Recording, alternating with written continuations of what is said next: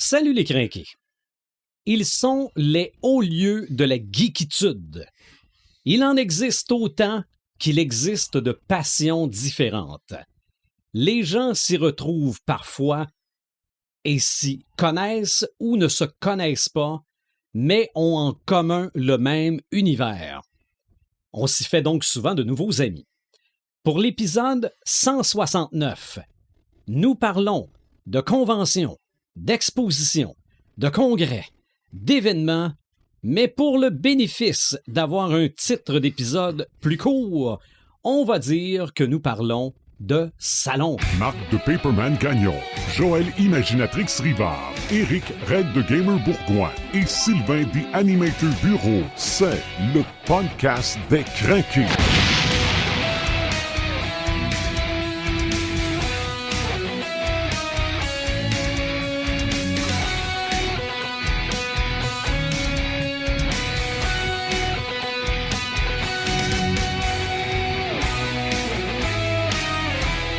Oui, je sais, on a dit qu'on parlerait d'inversion temporelle.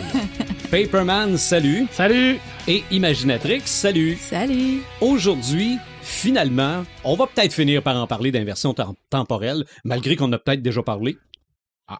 On va attendre Red, qui est présentement en visite d'un salon de son frère. OK. On y faire le lien. Mais là, c'est ça, on parle pas de salon comme étant la pièce, parce qu'après ça, on pourrait parler de... De clous. Ah, on a déjà parlé de la cuisine, Oui, mais c'est en vrai. fait, de... On pourrait parler de clous. Ouais. Mr. Maple avec le couteau dans le Dans salon. Ouais, le mais living room. On a eu un épisode sur les jeux de société, C'est vrai. mais non, on parle de salon comme étant des endroits thématiques avec des marchands, avec des vedettes, avec plein de monde qui tripe sur la même affaire. Et moi, juste pour l'anecdote, là, quand j'ai compris ça, j'avais déjà vu des salons du livre, j'avais déjà vu d'autres salons, mais j'ai fait partie du conseil d'administration de la Maison de la Famille ici à Rivière-du-Loup il y a de cela quelques années, et une de leurs activités de financement, c'était d'organiser la soirée des films chasse et pêche.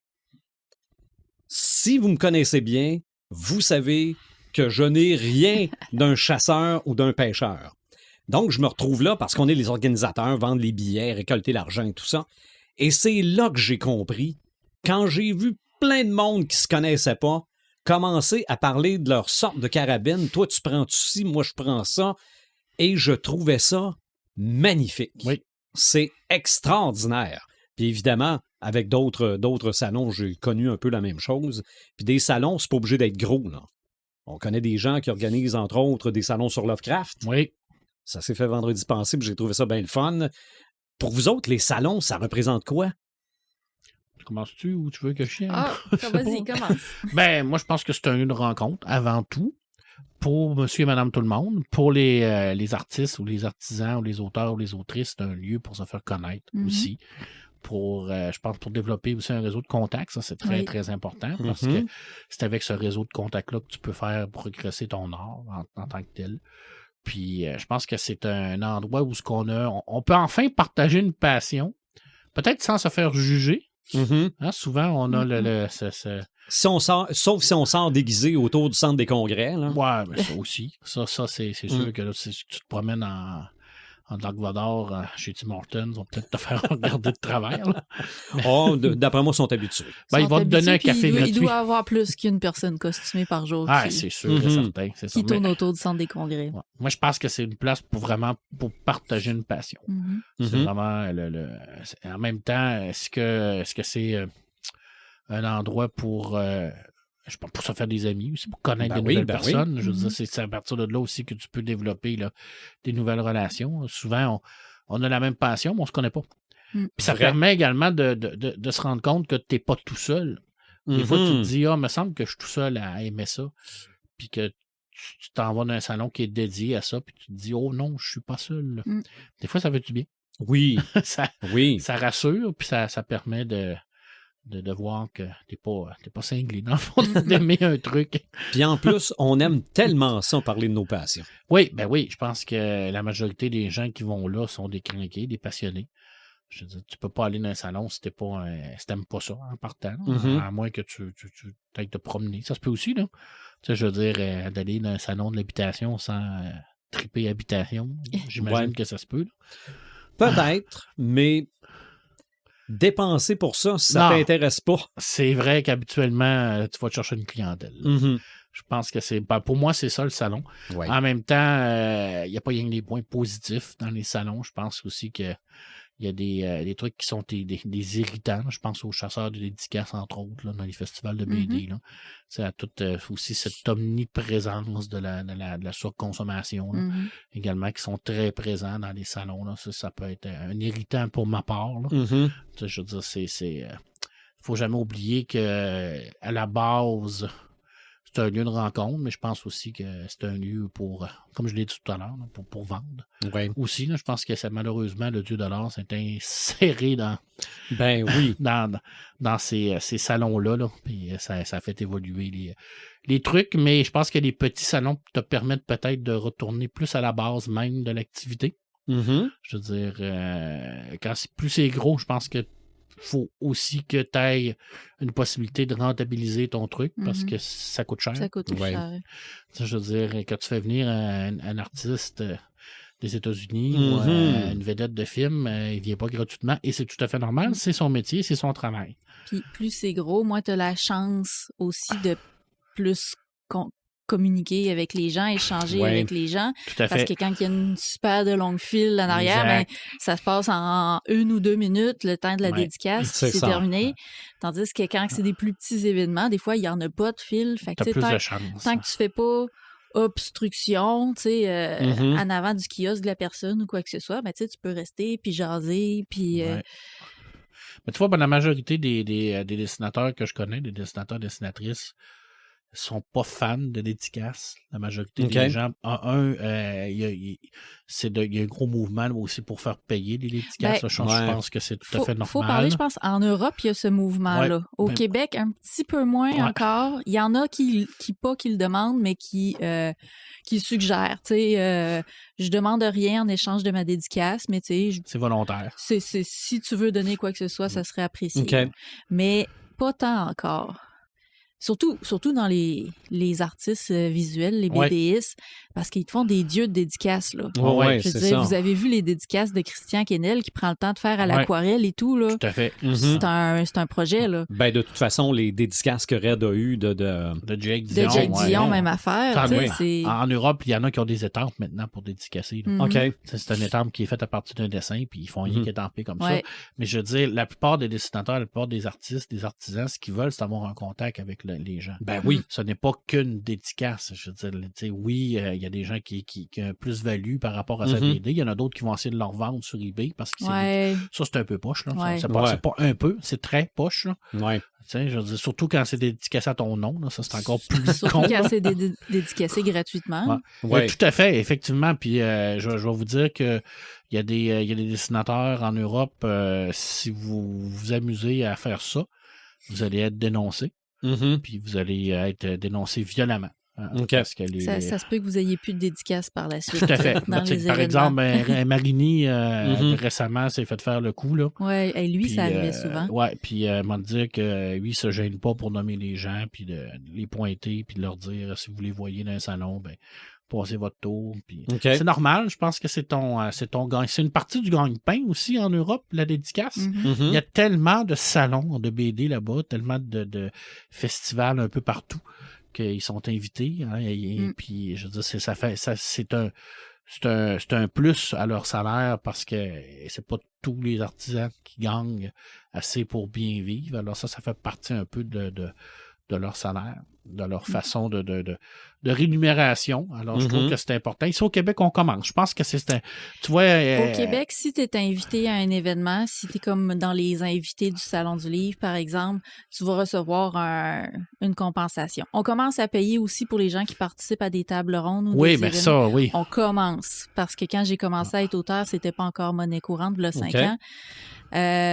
Puis sinon, c'est juste les grands auteurs qui se font payer leur déplacement, leur chambre d'hôtel d'hôtel dans les différents événements. Ça n'a aucun sens. Tous les petits auteurs là, qui sont publiés même en maison d'édition, des fois, ça dépend de la maison d'édition. Des fois, la maison d'édition va comme donner un petit quelque chose pour les aider à payer les dépenses. Ça n'a aucun sens. Mais c'est pas mal le strict minimum. C'est tout l'auteur qui assume ses dépenses. Même dans ça, il y a l'histoire de... fais-nous ça gratis, tu vas te faire connaître. Ouais. Tout à fait. Mais tu vois, quand moi, j'ai... Depuis le Rockfest à Montebello dans les années 2014, là, c'est un peu plus mal vu de dire cette fameuse phrase-là. Mm-hmm. Le fameux pay to play, là, le truc de paye pour te faire voir et tout. Là. C'est de plus en plus mal vu de dire ça parce que, tu sais, c'est ça, les gens, ils font ça pour gagner de l'argent en bout de ligne. S'ils veulent pouvoir en produire plus, puis il faut qu'ils en vivent, tu sais, il faut qu'ils laissent mais c'est dans tous les métiers, là. C'est le X temps aussi, là. Tu sais, je veux dire, quand l'autrice vient prendre 2 journées, mettons, pour venir à quelque part, puis qu'elle n'est pas payée, elle, c'est 2 journées de création qu'elle perd. Là. Aussi, je veux dire, 2 journées de création, 2 journées de son job alimentaire qui lui permet de vivre. Fait que, moi, tu vois, quand j'ai organisé les BDPOC à la Pocatière, il y a quelques années, tous les auteurs qui sont venus ont été payés. Frais de déplacement payés et cachés. Wow. Pour moi, c'était important. Là. Je veux dire, quand j'ai commencé à faire ça, j'ai dit aux gens du cégep, j'ai dit, OK, on va en faire un BDPOC, mais on ne fait pas venir personne gratuitement ici. Là. Je veux dire, ils vont descendre de Montréal. Là. Minimumement, on va leur payer... on va leur donner un cachet, on va leur donner le transport. Après ça, eux autres se logeront. Ça, c'est correct. Ils utiliseront une partie de cet argent-là se loger, mais on va quand même donner un montant d'argent. C'est leur travail, dans le fond. Ils fait venir pour leur travail, pour nous faire parler de ce que tu fais, ce que tu vis. Mm-hmm. C'est assez logique que tu aies un salaire qui va avec. Là. Ouais. Moi, je suis pas bien fan de ça. Moi, je dis, viens payer, puis t'as fait connaître. Non, mais... Je veux dire, ça, c'est... Puis souvent, c'est... Peux-tu dire que c'est cheap? C'est cheap, mais les gens qui offrent ça, souvent, c'est des gens qui n'ont pas vraiment de moyens pour payer. Exact. Sauf qu'ils ne comprennent pas la réalité que quand tu es un événement, quand tu organises un événement, quand tu fais une organisation, il faut que tu inclues ça dans tes dépenses. Il faut que tu ailles chercher le financement pour les payer. Tu sais, c'est pas, ça tombe pas du ciel, là, faire venir des gens. Là. Non. Fait que... Mais les commanditaires, tout ça, souvent sont quand même très fiers d'offrir cette visibilité-là à tes futurs clients. Mais en fait, ton client, c'est le salon. Ben oui, exactement. Fait que moi, c'est ça. Pour moi, le salon, c'est ça. Mm-hmm. C'est d'avoir le plaisir. Puis, je trouve que ça a beaucoup évolué, peut-être pas dans le bon sens. Surtout les Comic-Con, là. Ouais. J'en ai parlé souvent. À la base, c'était vraiment un regroupement pour les comics. Mm-hmm. Maintenant, c'est plus basé sur le cinéma. Là. On ne se le cachera pas. Là, que 90% là, de... C'est geek en général. Ouais, mais tu sais, je veux dire, le monde va pour voir les vedettes, là, les grandes vedettes. Puis c'est correct, là, je veux dire, moi, ça me parle pas, ça me touche pas, mais je sais que ça touche plein de monde, parce qu'au Comic-Con de Québec, par exemple, ou Montréal, c'est tout le temps plein. Là. C'est plein de gens, mais je trouve ça désolant que la partie comique ait été un peu vampirisée par le cinéma, mais ça je l'ai déjà dit. Ça fait en sorte que quand tu veux aller voir les artistes BD, il y a moins de monde. Un peu moins de monde. Exactement. Tu peux passer plus de temps avec eux. Mais ça, je l'ai toujours dit que le cinéma, c'est un art majeur, mais c'est un art qui est vampire.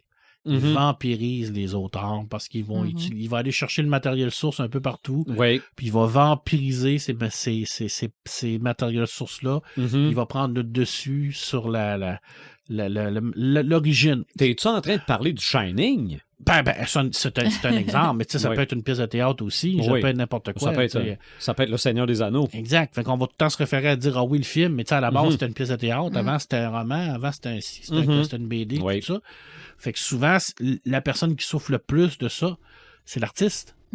C'est la personne qui a créé le matériel source, qui se dit, tabarnache, c'est mon histoire, c'est moi qui l'ai inventé. Avoir su, j'aurais demandé un pourcentage. Mais c'est le duo qui a fait le film qui ramasse toutes les dividendes. Puis quand on parle de mon histoire, on se rapporte au film. Moi, je trouve ça un peu aberrant. Mais les Comic-Con, c'est un peu rendu comme ça aussi. Mais il y a beaucoup de place aussi à l'imaginaire là-dedans. Ça aussi, c'est plaisant parce que ça permet aux gens de se libérer, je pense. Vraiment, là, de triper puis de se dire... Est-ce que tu penses que les Comic-Con auraient perdu en popularité s'ils n'avaient pas pris ce tournant-là vers les films? Tout à fait. Parce que ça va avec la baisse des comics, avec la popularité des comics. Oui, ben c'est le boom Le boom des années 90. Le boom des années 90, là, la surenchère là, qui a commencé avec la mort de Superman, entre autres. Là. Puis là, ça a comme craché. J'ai vécu ça. Moi, c'était terrible. Ça n'avait pas de bon sens. Ça n'avait aucun bon sens. Il y avait, juste à Sherbrooke, je pense, juste sur la Wellington Nord, qui est quand même pas si longue que ça, là, il devait avoir 4 magasins de comics. Ah ouais. Ah non, ça vendait, là. Là, il n'y en a plus. Non, il doit rester un pour le moment. Oh, puis encore. Encore, là. Mais oui, je crois que s'il n'avait pas fait ce virage-là, il n'y aurait pas cette popularité-là. Eh bien. Parce qu'ils sont allés chercher peut-être une clientèle plus vaste. Parce qu'on ne se le cachera pas, là. Je veux dire, dans tous les domaines de l'art, la littérature, c'est pas celle-là qui pogne le plus. C'est pas non plus l'art qui vend le plus. C'est pas non plus l'art qui est le plus parlé au niveau des grands médias. Fait que veut pas, il aurait été fou de s'en passer, là. Je pense, en tout cas. C'est une opinion personnelle, là. Je pense qu'ils ont bien fait. C'est la même affaire avec les Coldplay, par exemple. Ça, je veux dire, ça pogne tellement. Oui. Pourquoi qu'ils s'en auraient passé, là? Je veux dire, ça, c'est bien parce que ça permet vraiment aux gens de s'éclater. Ouais, ça, d'ailleurs, on n'a pas fait d'épisode de cosplay encore. La question que je vais sûrement poser à un invité c'est ça, faut trouver. Ou si c'est pas quelqu'un d'autre là, qui la pose autour de la table, là, c'est est-ce que le cosplay a tué le cosplay? Ah, ben ça, c'est une bonne question. Oui. C'est vrai que c'est rendu complètement ailleurs là, depuis 4-5 ans. C'est qu'avant, quand tu voulais montrer ton amour pour Superman, puis tu avais 8 ans, tu te dessinais un S sur un T-shirt, puis tu te mettais une nappe. Ouais, là, tu te dessines un S sur un T-shirt, tu te mets une nappe, tu te fais regarder comme si t'étais à cette heure, on est rendu avec toutes les imprimantes 3D, puis toutes les nouvelles... Tu peux te faire une armure d'Iron Man. Mais c'est pas à la portée de tout le monde, c'est ça. C'est ça. Puis en même temps, oui, c'est à la portée de tout le monde. Une imprimante 3D, puis tous les trucs pour faire ça, là, c'est tous des trucs qui sont disponibles, qui sont abordables. Je suis d'accord. Puis, ça prend de la pratique. Il n'y a personne qui a de talent inné. C'est comme dans n'importe quoi d'autre. Moi, les cosplayers que je suis, là, ils sont partis avec des trucs bien basiques, bien cheap. Puis là, à cette heure, ils font des armures de fou en mousse puis tout ça. Fait que c'est de voir le progrès qu'ils ont fait. Si tu regardes juste qu'est-ce qu'ils font maintenant, tu te dis, ben voyons, c'est impossible que je me rende là ou que je fasse ça un jour. Mais tu sais, si t'en fais pas ou t'en fais juste une par année, ben c'est normal que ça évolue pas plus. Ça. Puis tu sais, moi, je suis pas un cosplayer, je connais pas tant ça, mais je vois beaucoup, je connais des gens qui en font. Puis la beauté de ça, c'est que si tu arrives là avec une armure d'Iron Man faite en métal, là, hyper beau, top notch, là, vraiment, là. Puis tu vas avoir quelqu'un d'autre qui va arriver là avec une armure d'Iron Man en styromousse pas en carton, là. Il n'y aura pas personne qui va passer un commentaire. Parce que c'est un milieu qui est extrêmement ouvert et extrêmement tolérant.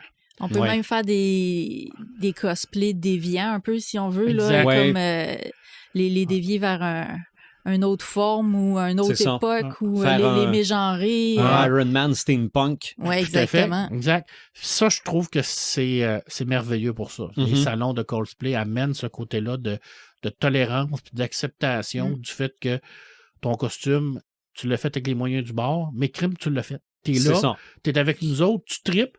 Tu rends hommage au personnage. Tu rends hommage au personnage. Moi, j'ai rarement vu des gens qui ont fait comme ton costume est lit. Mais non.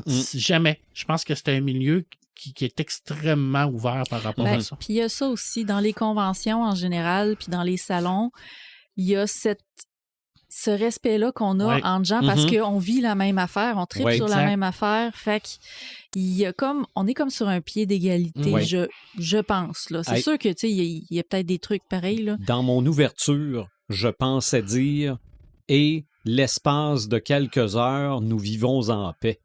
Là, je me suis dit que je suis un peu commentaire social et fort. Je pense que tu as raison. Je pense que la plupart des conventions, dans un court laps de temps, tu es dans un milieu qui est tellement proche de tes valeurs puis de ce que tu peux ressentir que oui, je pense qu'il y a une forme de paix.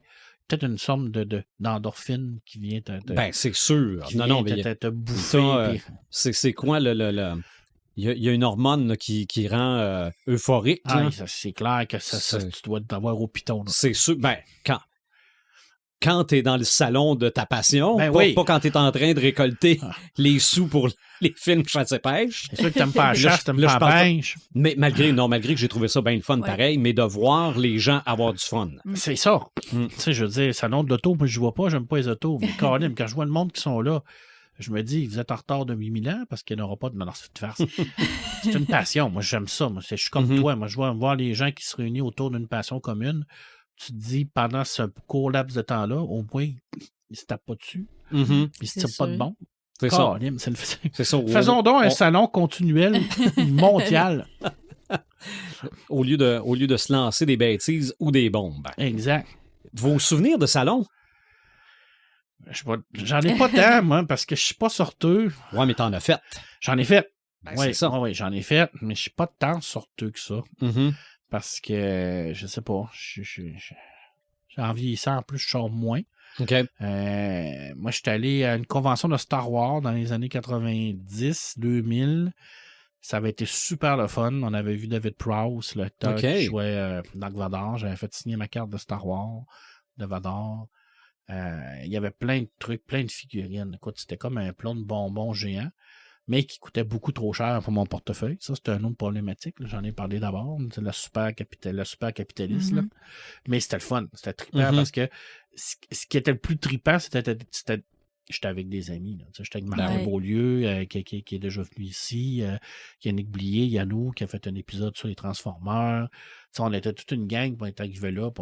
Je pense que c'était une des premières conventions vraiment de Star Wars qu'il y avait au Québec. Okay. Parce que la grosse convention de Star Wars, ça fait longtemps que ça existe. Là.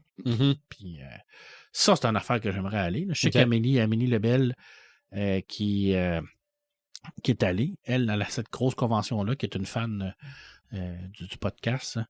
Je sais pas, il paraît que c'est extraordinaire. C'est la grosse convention. Mais je pense que cette convention-là, j'avais beaucoup aimé ça.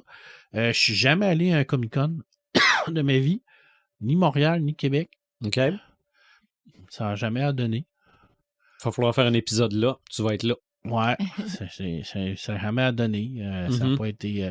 Salon du livre, bien entendu, vu que ça fait partie un peu de mon travail. Bien que j'y vais plus. Avant, j'y allais à chaque année. Maintenant, j'y vais plus au Salon du livre pour mon travail. J'ai décidé d'arrêter ça, là. Mais Salon du Festival de BD de Québec, bien entendu, qui fait partie du Salon du livre de Québec, qui est un des plus vieux festivals de BD au Québec. Ça, c'est intéressant. C'est toujours le fun parce que ça te permet de connaître des nouveaux auteurs, des nouveaux autrices, puis de connaître des nouvelles BD également. Puis, à part ça, là, moi, j'ai pas tant sorti que ça. OK. Je veux dire, il y a un paquet d'affaires que j'aimerais faire, par exemple. J'aimerais aller aux Utopiales, mais ça n'arrivera pas. OK. Parce que c'est en France, parce que c'est très loin. Faut jamais dire jamais. Ouais, ça c'est sûr et certain.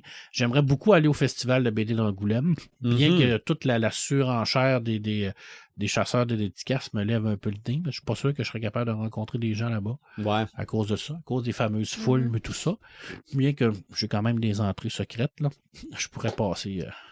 Tu pourrais les voir après le salon. Ouais, je pourrais passer à travers les cracks des murs. Tu vas faire comme les groupies après les spectacles. Exact, je vais attendre d'avoir ma passe VIP. Je vais me mettre mon plus beau top, là. Je veux une photo. Je vais t'en envoyer une. OK. Ça, j'aimerais ça parce que c'est un très, très gros festival utopial. C'est un festival de science-fiction. Puis la plupart des grands auteurs de science-fiction sont là. C'est un peu comme la référence au niveau de mon domaine favori de la littérature. Ça serait extraordinaire de pouvoir y aller. Il y a le festival Quai des Bulles, qui est un plus petit festival de BD qu'Angoulême, mais qui est pratiquement plus populaire parce que c'est plus petit, c'est plus intime, mais c'est le deuxième plus vieux festival de BD. Ça, j'aimerais ça parce qu'il y a beaucoup d'auteurs qui préfèrent aller à Quai des Bulles que d'aller à Angoulême parce qu'il y a trop de gens à Angoulême. Mais en même temps, Angoulême, ça te permet d'avoir c'est comme les Oscars. OK, oui, ben oui. C'est comme aller aux Oscars. C'est ça, quand t'es consacré là... Habituellement, quand t'es consacré à Angoulême, c'est un bon signe. OK. Mais c'est très politique aussi, Angoulême. Là. Je veux dire, ça fait pas exception aux autres grands prix là, qu'on connaît. Là, on sait tous que les Oscars, le Golden Globe, tout ça. Angoulême aussi, c'est très politique. Je veux dire, ça suit la tendance du milieu. Puis c'est correct. Je pense que ça fait partie aussi de la game un peu. C'est pour ça que les plus petits festivals, des fois, les prix ont peut-être moins de valeur symbolique, mais ils ont souvent plus de valeur aux yeux des auteurs et autrices parce qu'ils représentent plus la réalité d'un niveau ou d'un marché ou des lecteurs et des lectrices qu'un prix, ou exemple, à Angoulême. C'est le vrai... plus politique dans ce cas-là. C'est le vrai public qui est là. Exact, parce qu'Angoulême, c'est pas nécessairement le public qui vote, c'est un comité de gens qui sont sélectionnés par des gens, qui eux aussi sont sélectionnés par des gens, qui eux sont sélectionnés par on sait pas qui. OK. C'est comme le dieu de la BD. Fait que, mais c'est tout le temps pareil. Là. Ici au Québec, Congrès Boréal, moi j'aimerais ça y aller un jour. Parce que c'est un peu comme nos utopiales. Puis ça serait un congrès que t'aimerais parce que justement, c'est pas trop populeux. Ouais. On s'en tire quand même bien, même s'il y a beaucoup de monde qui va là, c'est bien organisé. Il y a plusieurs conférences qui fait que ça split le monde un petit peu. Puis dans les corridors, après ça, on peut se croiser puis se jaser. Puis c'est moins dense qu'un salon du livre ou qu'un Comic-Con aussi. Là. Fait que c'est vraiment un moment où on prend plus le temps d'échanger. De courir après les dédicaces, justement. On peut acheter des livres au Congrès Boréal puis les faire dédicacer, mais en général, les gens vont pas là pour ça. Ils vont vraiment là pour discuter, pour apprendre. C'est clairement nos utopiales. Ouais, ça doit être à un plus petit niveau, parce que veut pas, l'Europe, on parle de millions de personnes, là. Puis au Québec, on a un moins gros bassin. Puis je pense, j'ai vu ça dernièrement, mais je me rappelle pas du chiffre, mais ça disait les foires littéraires, puis tous les trucs littéraires qui avaient lieu en France par année, là, c'est comme des centaines. Là. Ah oui? Il y en a comme...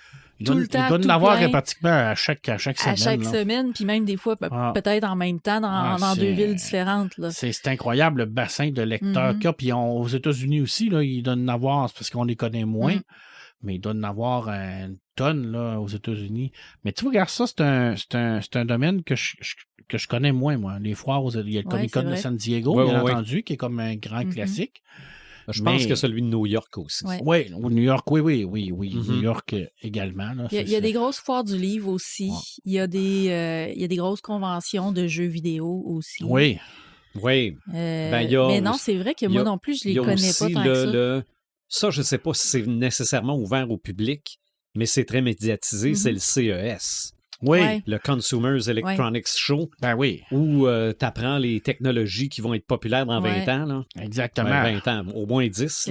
Oui, puis ça, c'est comme la mecque là, pour les gens qui trippent techno. Tu avais les fameux Apple aussi. Là. Steve Jobs faisait ça aussi là, avec ses conférences d'Apple, où il présentait les nouvelles technologies. Ben ça, c'est des salons, c'est des conventions.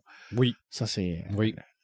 Parce que je sais que Steve Paradis, qui est déjà venu ici nous parler de rétro gaming, il va souvent à ce genre de congrès-là parce que ça fait partie de son travail au niveau de l'électronique, au niveau de toutes ces connaissances-là. Fait que ça serait intéressant de m'amener de pouvoir y en jaser pour voir comment ça se passe, parce que ça doit être impressionnant quand même d'avoir du monde là, ça doit être épouvantable. Oui, ben de toute façon. C'est à Las Vegas en plus, je pense que ça fait le CES? Ça? Le CES, c'est à Las Vegas. Ça doit être immense. Celui des jeux vidéo, j'essaie de me rappeler du nom, mais je pense qu'à un moment donné, ils ont mis ça sur YouTube. Mais les présentations de nouveaux jeux vidéo, là, c'est l'enfer. Pas de bon sens. Oui. Premièrement, c'est sûr qu'ils mettent de l'argent là-dedans parce qu'ils savent qu'ils vont en faire. Là. Mais moi, j'avais vu ça quand Fiston était encore ici, qui regardait ça sur son écran géant, puis à un moment donné, tu vois des images, puis là, tu te dis, c'est-tu ce jeu-là? Puis là, à un moment donné, pouf, c'est ce jeu-là, tu vas arracher à la TV. Non, c'est tripant. Imagine quand t'es là. Ça doit être épouvantable. Ça doit être vraiment... Tu dois avoir une dose là, d'énergie. Puis toutes les grandes manufactures de jeux le font. Hein. Sony le font, Xbox le font, Nintendo aussi ont tout comme leur genre de salon propre à eux. Là. Oui. En plus, il y a comme le gros salon qui regroupe toutes les grandes sorties. Là. Mm-hmm. Mais ça, c'est... Écoute, puis des fois, tu vois des affaires là-dedans des jeux qui sont même pas finis. Là. Non, c'est sûr. C'est comme... Ils font une bande-annonce pour un jeu qui est en construction. Là. C'est ça. C'est super intense. Ce qu'on devrait avoir le mois prochain pour Grand Theft Auto 6. Bon, ouais. Ça a sorti cette semaine. Je pense que Red va certainement l'écouter, ça c'est sûr. Non, mais regarde, c'est attendu parce que le Grand Theft Auto 5, je pense qu'il est sorti sur PlayStation 3, sur PlayStation 4, sur PlayStation 5. Ça doit faire 2-3 consoles en ligne qui rééditent Grand Theft Auto 5 et c'est toujours vendu. Ah ouais, je pense que ça puis en ligne, c'est l'enfer aussi. Ben, j'ai vu le film là, que Red nous avait proposé de regarder. Ça, là, c'était... Le Grand Theft Auto? Non, c'est pas Grand Theft Auto, c'est Gran Turismo. Gran Turismo, OK, ben, ça ressemble à ça un peu. C'est un jeu de course, celui-là. Bon, c'est impressionnant la façon qu'ils font ça. Là, c'est pratiquement des simulateurs. Quand on est loin on est loin de Speed Racer puis de Spy Hunter sur les NES, là. Ça, je veux dire, ou la F1 Race, là, sur Atari, là. Hey, Spy Hunter, moi, j'ai vu ça en arcade. Puis là, tu te promenais puis tu t'envoyais des flaques d'huile en arrière de l'auto. En arrière, puis tu pouvais rentrer dans un camion pour te récupérer puis là, tu tirais la mitraillette. On est loin de ça, là. Oui. Mais ça doit être impressionnant, ce genre de salon-là, oui. Parce que c'est l'argent qui est en jeu là-dedans. Exact. Tu le sais que si tu as une bonne présentation, tu crées un momentum et très souvent, quand ils annoncent le jeu, ils annoncent aussi que les précommandes sont ouvertes. Mais le jeu n'est même pas fait. Non. Tu l'achètes pareil. Non, précommande pour telle date. Puis avec ça, t'as la statuette officielle. Là, t'es même pas sûr que le jeu va se faire. Il va sortir à la date voulue. Là. C'est un peu comme les présentations de sociofinancement. Ouais. Tu sais, je veux dire, t'as ça dans le domaine du livre aussi. Là. Ouais. Tu sais, tu vas sociofinancer une sortie de livre, puis là, ils vont dire, hey, telle patente, puis là, ça va sortir là, puis là, on arrive à tel palier, on a ça, puis on a des belles présentations, puis tout ça, mais t'espères que ça va sortir au moment venu. Mais... C'est ça. Tu rouvres la porte, il y a la même chose pour Disney et Star Wars. Tout à fait. OK? Parce que souvent, monsieur, madame, tout le monde du public pense que ce qui est annoncé là, ça s'en vient. Mais c'est pas vrai pantoute. Ça peut prendre des années, là. C'est des présentations aux investisseurs. Exact. Donc, il y a plein d'affaires de Star Wars qu'on a entendu parler, mais qu'on verra pas. Qu'on verra jamais. C'est comme un genre de plan général qui te présente. C'est ça. Mais ça va loin parce que des fois, ils tournent des images de ces futurs films-là qui se font pas. Absolument. Tu fais comme, OK, ouais, mais arrêtez de nous en donner. C'est ça. Moi, je fais juste penser à... Il était censé avoir une série ou un film genre Top Gun, mais avec les X-Wing, là. Oui. C'était la réalisatrice de Wonder Woman. Puis ça a été cancellé. Pourtant, pendant le Star Wars, la présentation Star Wars, il y avait une bande-annonce. Avec des X-Wing sur le tarmac. Des X-Wing, avec des gens avec des casques, des costumes, tout un kit. Puis le film a déraillé, malheureusement. Non, c'est... ils disent officiellement que ça a été mis en pause. Mais... Il y a des pauses qui durent longtemps. Ouais, très, très longtemps. Ça peut être des pauses. Mais toi, Joël, les salons, probablement qu'il y a des salons du livre pas mal. Moi, quand tu me parles de salons, de conventions, de tout ça, c'est sûr que j'ai comme plein de bons souvenirs par rapport à Congrès Boréal. Oui. Évidemment que c'est vraiment un événement clé pour moi. Je suis déjà allée au Salon du livre de Montréal aussi. J'ai déjà essayé ça en tant que lectrice. L'expérience d'une très grosse foule, être immergée dans une très grosse foule.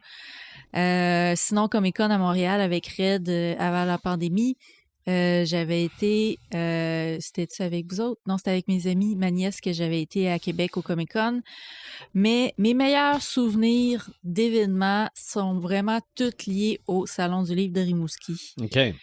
Il se passe de quoi à ce salon-là? Je ne sais pas quoi, mais c'est peut-être le fait que c'est plus petit, justement, tu sais, qu'on a plus de temps pour les échanges et tout. Facebook, récemment, me rappelait un vieux souvenir, je pense qu'il remonte à 12 ou 13 ans. C'était un des premiers salons du livre de Rimouski que j'étais allée. Puis c'était dans le temps où je commençais à regarder pour des maisons d'édition pour publier mon livre.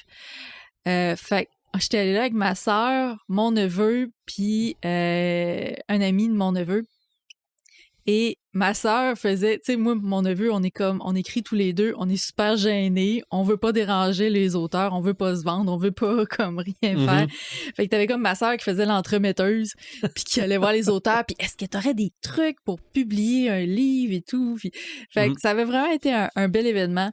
On avait notamment beaucoup parlé avec l'auteur Guy Bergeron, qui était publié chez les éditions Mortagne à l'époque, qui faisait de la fantasy aussi, qui nous avait vraiment donné plein de conseils, tu sais, pour rendre nos histoires plus intéressantes, pour les rendre plus attrayantes un peu aussi, si on veut, pour les éditeurs, là, de comment mieux écrire une histoire. Ça avait vraiment été un bel événement que je me rappelle encore aujourd'hui. Puis à partir de là, ben là, j'ai commencé à y aller à toutes les années. Pas avec ma sœur parce que c'était un peu gênant de comme déranger le monde comme ça, mais il y a un souvenir de Salon du Livre dans ces années-là que j'étais allée avec mon amie Corinne. Elle a tripé sur Patrick Sénécal. Fait que j'ai dit, ben, tu sais, Patrick Sénécal, il est là à toutes les années au Salon du Livre de Rimouski, ou presque. Fait qu'elle dit, elle dit, puis j'ai dit, tu pourrais faire dédicacer son dernier livre. Elle dit, oui, elle dit. Fait que là, on arrive là, on a voyagé ensemble jusqu'à Rimouski, on a passé un full de beaux moments ensemble. Elle a tellement trippé de rencontrer Patrick Sénécal, puis ça a été la dernière fois que je l'ai vu. OK. Fait que l'année d'après, quand je suis retournée au Salon du Livre de Rimouski, là, j'étais seule cette année-là. Évidemment, j'ai beaucoup pensé à elle. J'étais allée voir Patrick Sénécal. J'ai fait dédicacer mon premier livre par Patrick Sénécal comme en hommage à elle. Puis c'est Parce que t'en parles au début de ton premier livre aussi. Oui, c'est à elle que j'ai dédicacé mon premier livre parce que c'est ça, ce voyage-là qu'on avait fait à Rimouski, on avait discuté de mon livre, elle m'avait donné qu'est-ce qu'elle avait aimé de mon livre, qu'est-ce qu'elle aimerait que je change, on avait vraiment beaucoup parlé. Fait que puis toutes les modifications que j'ai faites par la suite ont été faites en fonction de ça. Puis, je pense que c'est cette année-là, la première année que j'étais allée là seule, l'année après son décès, que j'ai rencontré les 6 Brumes. Qui, eux, cette année-là, avaient décidé de se prendre une table au Salon du Livre. Il faut dire que les tables dans les salons du livre, c'est quand même très, très cher. Oui. Pour les petites maisons d'édition, c'est pas évident à supporter. Fait qu'ils avaient décidé de se prendre une table. Il y avait plusieurs auteurs de leur maison d'édition qui étaient là. Plus le personnel qu'il faut que tu amènes. Plus le personnel, c'est ça. Fait qu'eux, ils étaient vraiment là avec leur grosse gang d'auteurs. Moi, c'était l'année que j'ai découvert en plus. Fait que j'étais arrivée là, j'avais comme pas vraiment de livres à faire signer parce que les livres que j'avais achetés, c'était en pré-vente puis ils avaient déjà été dédicacés. Mais j'ai pareil arrêté de jaser puis les gens étaient super accueillants. Pendant la soirée, ils faisaient une table ronde sur les littératures de l'imaginaire.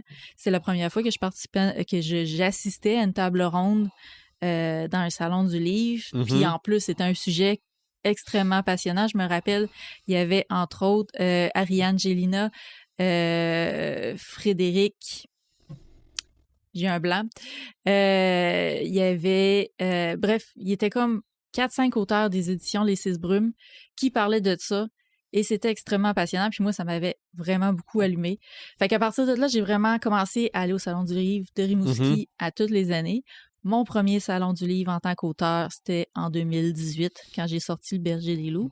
Puis Rimouski offre cette opportunité-là aux auteurs de la région d'avoir des séances de dédicaces sans, si ta maison d'édition n'est pas présente sur place ou si tu es auto-édité, tu n'as pas de maison d'édition, ben sans avoir à payer le 500$ que ça coûte pour avoir le tout petit kiosque minimum, là, ben c'est comme 25$, puis tu as des séances de dédicaces au cours de la fin de semaine. OK.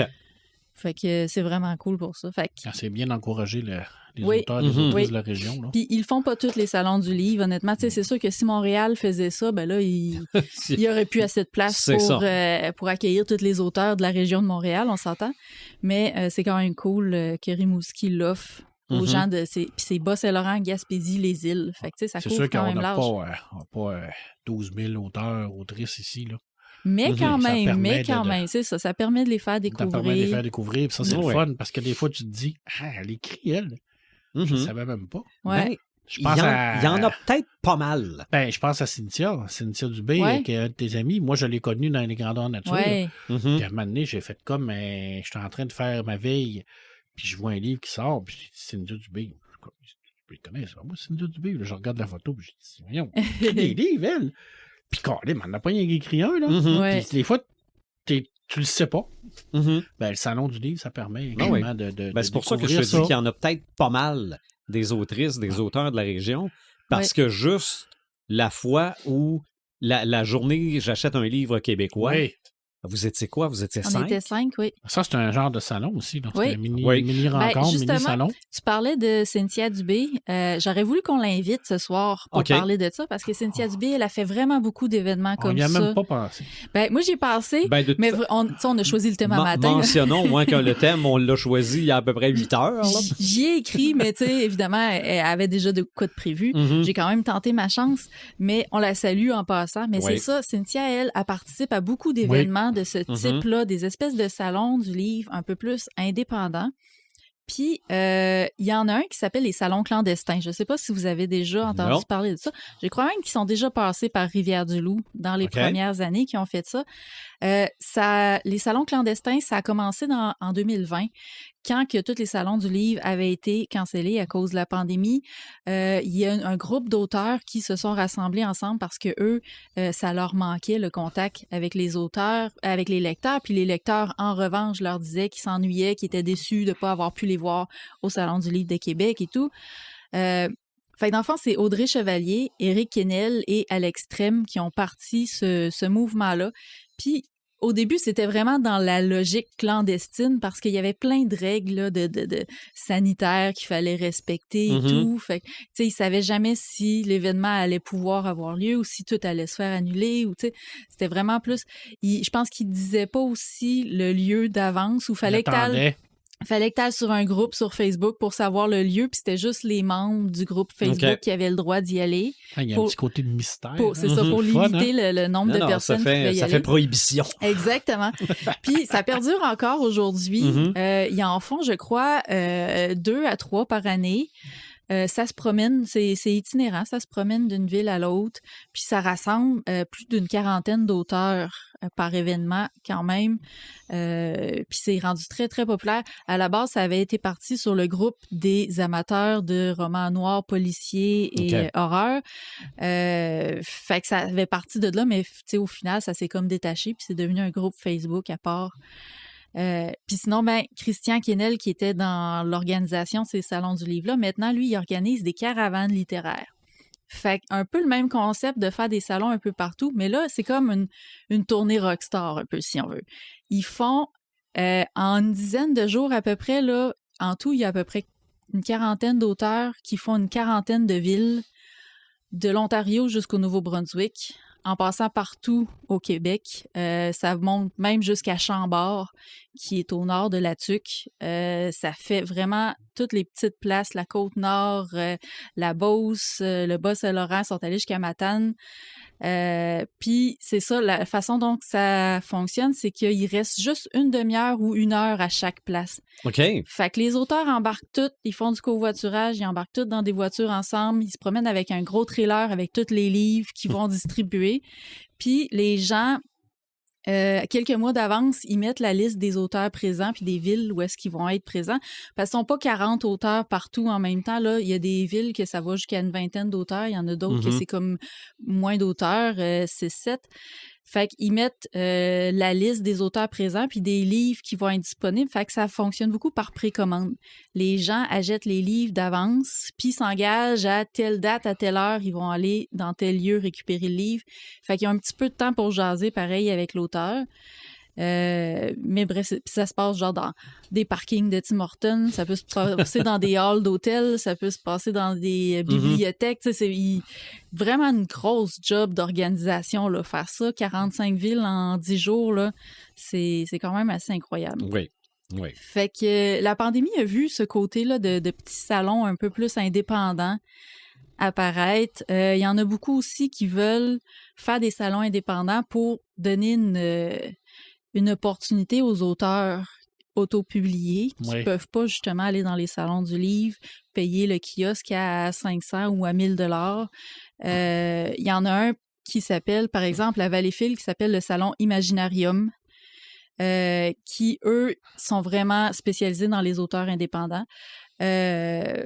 Dernièrement, en même temps que le Congrès boréal, il y avait eu une mini-édition science-fiction fantastique fantasy où il y avait aussi des cosplays puis des GNistes qui étaient présents pour comme faire une espèce de gros melting pot là, qui attire plus de monde. Il y avait plus d'une trentaine d'auteurs de présents à ce salon de l'Imaginarium-là qui, en plus, fit un peu avec mon pseudonyme Imaginatrix. Qui sait, peut-être qu'un jour, ça pourrait m'intéresser d'aller dans le côté de Valleyfield pour voir ça. Fait que c'est ça. Les gens, ils se sont vraiment mis à sortir du cadre au Québec, on a ce qu'on appelle la AQSL, qui est l'Association des salons du livre au Québec, qui est plus... ils recouvrent, eux, les 9 grands salons officiels. Là. Puis c'est comme un peu la grosse machine qui permet de faire en sorte que les salons du livre, ils s'entraident, ils partagent le même équipement et tout. Mais c'est des salons du livre qui sont très limités pour les plus petits auteurs, les auteurs indépendants et tout. Fait qu'il y a vraiment une volonté là, des gens de sortir de ce cadre-là plus formel pour faire des trucs qui sont plus en contact avec les gens, intimistes, c'est ça. Oui. Ben moi, mon plus vieux souvenir de salon, on a parlé de salon de l'auto tantôt, c'est mon père qui m'amène au salon de l'auto auquel on voit la Bat-moto. Oh! OK? Quel coup de maître ce salon de l'auto-là a fait? Parce que la Bat-moto, il me semble que c'est uniquement dans le film tiré de la télésérie de 1966. Avec Adam West. C'est ça. Et Burt Ward qui est dans le petit buggy à côté de la Bat-moto. Il y avait la Bat-hélicoptère aussi dans ce film. Oui, mais ça, on l'avait elle n'était pas là. Mais probablement que on s'est dit, les papas vont venir au salon de l'auto. Si on a la Bat-moto, on double. Enfants. Donc, ça c'est le plus vieux souvenir que j'ai. Mais d'être allé à un salon du livre à Sherbrooke, je me rappelle de ça. Et je me rappelle de m'être acheté une BD là, que j'ai encore à quelque part ici. Là. C'était un recueil, c'était par les éditions Héritage, mais c'était uniquement des auteurs, et peut-être autrices, là, je me rappelle plus, de BD québécoises. Ouais, c'est plus des auteurs à cette époque-là. Probablement. Mais sur le dessus, là, c'est tellement années 70 que c'est une caricature, juste le visage de René Lévesque. Là, ah oui. Sur la première page. Là. Mais c'était Québec Humour, quelque chose de même. Faut que je le ressorte, là, je l'ai quelque part. Ouais, c'est ça, moi aussi. Je l'ai gardé, OK? Avec mes vieilles éditions françaises de la guerre des étoiles. Tout à fait. Mais tout à fait. À part ça, les salons, bon, le CES, j'aimerais ça aller voir ça. San Diego Comic-Con, je trouverais ça gros un peu. Il paraît que c'est énorme. C'est ça. Je veux dire, moi, je connais quelqu'un qui est allé à New York, là, puis il paraît que mais t'aimes pas le monde, là. C'est ça. Puis à la grandeur que j'ai, plein de monde debout, moi, à part de respirer du dessous de bras, là. Mais bon. Joël vit peut-être même sensiblement la même chose. Moi, je mets des talons quand je vais dans les villes. Tu triches! Bon. Mais à part ça, s'il existait un Exorcist Con, j'irais sûrement. Claire, mais ça peut s'organiser. Hein? Ben, malgré que des salons de l'horreur, il y en a. Oui. Mais tu sais, faire un événement comme Marc a organisé pour Lovecraft, là, mais version Exorcist, tu pourrais nous faire ça au détendu? Je pourrais sûrement. Sûrement. Est-ce que ça attirer un public? Je le sais pas. Ça, là, tantôt, tu disais... Mais faut pas se poser cette question-là. Non, ben c'est ça. Tantôt, tu parlais de tout en organiser. Moi, j'en ai organisé 3, 4. J'ai organisé 2 BD-POC à la Pocatière, puis un salon Lovecraft. J'ai organisé un Tolkien Riding Day, plus tout ce que j'ai organisé dans les écoles à l'époque. Tu sais, il y a 15 ans, je t'ai fait venir Patrick Sénégal en conférence dans une école secondaire. il était peut-être pas prêt à ça. avec le souvenir que j'en ai. Là. Les jeunes n'étaient pas prêts ou Patrick n'était pas prêt? Non, les jeunes n'étaient peut-être pas prêts. Puis moi, j'étais clairement pas prêt. Là. OK. C'était à l'époque où il avait sorti Malface, là, sa série. Oui. Là. C'était hard. Il y a eu un extrait? Non, mais tu sais, c'est tout son imaginaire. Ouais. Il racontait une histoire que il disait que à des jeunes, c'était quand même des jeunes de secondaire 5. Il les allait à cet âge-là. C'était pas des enfants. Mais tu sais, il disait qu'il était invité à un party là, sur une terrasse. Là, puis c'était un party pays avec les petits doigts en l'air, puis tout. Là, puis il dit, lui, dans sa tête, là, il voyait un avion qui débarquait, puis qui commence à tirer partout. Puis là, je me dis, tu sais, c'est ça l'imaginaire de cet homme-là. C'était vraiment intéressant. Mais oui, je pense que les jeunes, tu sais, je pense que c'était plus les profs auto qui ont fait comme, là. C'est qui, ça? Moi, je le connaissais, bien entendu. Là. Ben oui. C'était dans le temps qu'il n'était pas... Malface, il était très connu. Il était très connu. Il était déjà considéré comme le maître de l'horreur au Québec. Là, mais il y a des gens qui le connaissaient pas en tant que tel, là, de savoir quel genre de littérature qu'il fait, parce que des fois, il va loin dans sa littérature. Oui. Mais j'ai vu beaucoup de jeunes au Salon du Livre de Rimouski se promener avec Alice dans les mains, justement. En BD ou en roman. Populaire, très populaire. En roman, même. Ouais. Okay. Ça reste son adaptation qu'il a faite. Je pense que c'est très juvénile comme écriture parce que ça touche vraiment les jeunes parce que c'est de l'interdit. Tu sais, c'est la personne qui s'en va de sa maison, qui vit une nouvelle aventure, qui tombe dans l'excès, dans la drogue, dans la sexualité. En même temps, tu te dis qu'on aime, c'est ma vie de cégep. Là. Ah oui? Mais tu sais, je dis, c'est ça dans le fond. Là, je veux dire, t'as 18 ans, tu sors de chez vous. T'as jamais sorti, la plupart, t'arrives au cégep, t'es tout seul, t'es laissé à toi, les parties. T'es pas obligé d'aller à tes cours. Et voilà. Mais c'est ça, là, c'est l'adaptation d'Alice. Ça, c'est mon souvenir de cégep. Ça touche les jeunes de cet âge-là parce qu'ils se voient dans ce personnage. Tu sais, je veux dire, c'est au-delà de l'histoire de Lewis Carroll. Je pense que son adaptation est très bien faite parce que il va chercher ce côté-là de Colin, tu sais, je veux dire, on vit à peu près les mêmes trucs, mais pas au même degré, mettons, là, parce qu'Alice, elle vit quand même des affaires hard, là, un peu plus que dans la vraie vie, mais tu sais, c'est ça, Patrick, c'est la caricature de l'humain portée à son maximum. Ce qui est, c'est pas facile d'organiser des activités. Sûrement pas.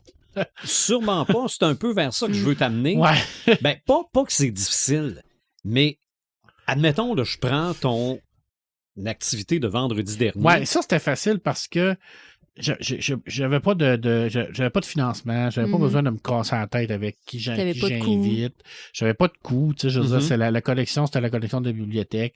Donc, j'ai un peu triché, tu sais, j'ai amené les livres de la bibliothèque, ça m'a permis de montrer la collection. Juste pour les gens qui écoutent le podcast, qui savent pas de quoi on parle, c'était c'était quoi? Un campus Miskatonic. Oui, c'est le campus Miskatonic. C'est une association de tripeux de Lovecraft en France. Qui s'appelle l'association Miskatonic, qui, eux, à chaque année, font un campus sur 2 jours. Le concept, c'est de prendre un thème qui est relié à Lovecraft et de le développer, un peu comme on fait ici. Et eux vont le développer avec des activités comme des présentations de films, des présentations d'auteurs, d'autrices, des expositions de figurines, de trucs, même des parties de jeux de rôle. Il y avait même quelqu'un qui avait écrit une pièce de théâtre du Roi Jaune. Ah oui. Tu sais, la fameuse pièce interdite, il y en a un qui l'a écrit. Puis ça, j'aurais aimé ça voir ça. Mais tu sais, eux sont quand même, ils ont quand même des commanditaires, tu sais, je veux dire, Guillaume, qui nous écoute, qui est un ami du podcast, qui est président de cette association-là, a développé un réseau de contacts avec les années, c'est un très bon organisateur, c'est plus gros, puis l'idée, c'était de se dire, ben, vu que je suis seul membre au Québec de cette association-là, je me suis dit, pourquoi pas faire un genre de mini-campus ici, et on n'avait pas cette possibilité-là de le faire à Rivière-du-Loup parce qu'on n'avait pas d'endroit dédié à ça. Et avec l'arrivée des Détendus, qui est un pub ludique et qui est avec un propriétaire, Nicolas, qui est ouvert à toutes les idées, Et geek dans le tapis. Et geek dans le tapis, mais ça, c'est important de le dire aussi que Nicolas Lessard-Dupont, il est ouvert à ces idées-là. Il pourrait être fermé et dire non, moi je veux pas, je veux garder ça avec des jeux. Je veux garder ça vraiment comme concept. Non, lui, il est ouvert à tout. Parce qu'on a quand même loué on n'a pas loué, il nous a prêté sa salle pour toute une soirée. Fait qu'il a peut-être perdu full de clients, là. Mais il s'est avancé pareil à ça. Puis on a décidé de le faire là. Le dead base, c'était de demander probablement l'autorisation de Guillaume en France pour savoir, écoute, tu me permets-tu d'utiliser ton image, ton club, tes affaires? Lui, il capotait, tu sais bien. Je veux dire, pour lui, ça y fait ça l'exporte en Amérique. Ça l'exporte en Amérique. Et nous autres, on est bien plus proches de Providence qu'eux autres. Eh bien, en plus, tout à fait. Et de Québec. On peut marcher dans les traces de Lovecraft. Et on peut y aller, on n'est pas très loin. On est à 6 heures là, à peu près de Boston. Oui. Fait que, je dis Providence, pas très loin. Puis, c'est ça. Fait que moi, j'ai pu profiter de son expertise avec l'exposition des Pulps parce qu'eux l'ont fait faire. Fait qu'il m'a donné l'autorisation de reproduire les affiches qui étaient très belles. D'ailleurs, magnifique. Le travail qui a été fait là-dessus, c'est extraordinaire. Oui. D'ailleurs, les affiches qu'on avait à cette exposition-là, ça représente pas tout le travail qui a été fait dessus. Là. Moi, j'ai vu les vrais, là. Puis c'était vraiment là, des grandes affiches immenses. Puis, c'était aussi de montrer la collection qu'on a à la bibliothèque, qui est mon travail. Puis, on a Guillaume, l'autre Guillaume, qui lui s'est rajouté à ça, puis qui s'est dit, hey, moi, je suis tripeux de Lovecraft, j'ai plein d'affaires, je veux venir. Viens, mon homme. Viens-t'en. Viens-t'en. Fait qu'il a amené 5-6 caisses de stock, puis il a présenté ça là. Oui, d'ailleurs, un petit Cthulhu. Il est tellement petit, là. Qui a fait en imprimante 3D, j'imagine. J'ai aucune idée. Pas comment il l'a fait. Je n'ai pas demandé. Moi... Il y en avait plusieurs. Il y en a distribué. C'est ça, je raconte ça pour Joël parce qu'elle n'était pas là. Ce gars-là voit qu'on est fan aussi de Lovecraft et nous donne toute une petite figurine de Cthulhu comme ça. Qu'il avait dans ses poches. Coudonc, merci. Mais je suis pas convaincu que c'est fait à l'imprimante. Je sais 3D. Pas, peut-être qu'il les a achetés. J'ai aucune idée. Il achète peut-être ça en poche. On lui demandera. Mais écoute, ça nous a permis de le connaître. C'est ça qui est le fun des salons aussi. Mais tu le connaissais pas avant ça? Moi, je le connaissais avant parce que je l'ai connu sur Internet. Mais tu sais, connaître quelqu'un sur Internet et le connaître en vrai, il y a deux mondes. Ça a l'air d'être fait à l'impression 3D à résine. À résine. Fait que ça m'a permis de vraiment le voir en vrai puis de voir qu'on a une passion commune. On a quand même solide crinqué. Un solide crinqué. On a eu une trentaine de personnes qui est venue tout le long de la soirée pour quelque chose qu'on avait organisé quand même un peu dernière minute. Là, on était à 1 mois d'intervalle. Moi, ça plaisant. m'a permis de connaître des gens que je connaissais pas. Tout à fait. Puis ça, c'est le genre d'activité que j'aime faire. Un peu moins quand j'organisais le BDPOC, parce que là, le BDPOC, on a tout le truc d'aller chercher de l'argent, les commanditaires. Et quand tu arrives à développer ça, c'est que tu n'en profites pas. Oui, c'est vrai. Ça, tu sais, vendredi, j'en ai profité parce que c'était un expo, tu sais, je veux dire, les gens venaient me poser des questions à moi pour à Guillaume, on était là, on jasait, on était entre amis, mais tu un salon comme BDPOC où ce que c'est roulé au quart de tour, à midi, tu as telle présentation, à 2h, c'est les salons du livre avec les auteurs. Ça. Et toi, tu gères ça. Puis toi, tu gères ça, fait que tu n'en profites pas. Tu sais, je veux dire, ça, c'est le désavantage de l'organisateur, surtout quand tu es tout seul. C'est pas quand tu as une équipe. Mais quand tu es tout seul, tu fais comme, OK, tu cours dans le piton pendant 2 jours de temps. Mais c'est le fun. Mais en même temps, je veux dire, ça fait en sorte que tu vois pas ton activité. C'est ça. Parce que tu es en arrière. Il y a tellement d'affaires à penser, tellement d'affaires à voir, tellement de gens qui viennent de Montréal, de Québec. Ces gens-là, il faut que tu t'en occupes aussi. Là. Je veux dire, tu n'es pas là pour...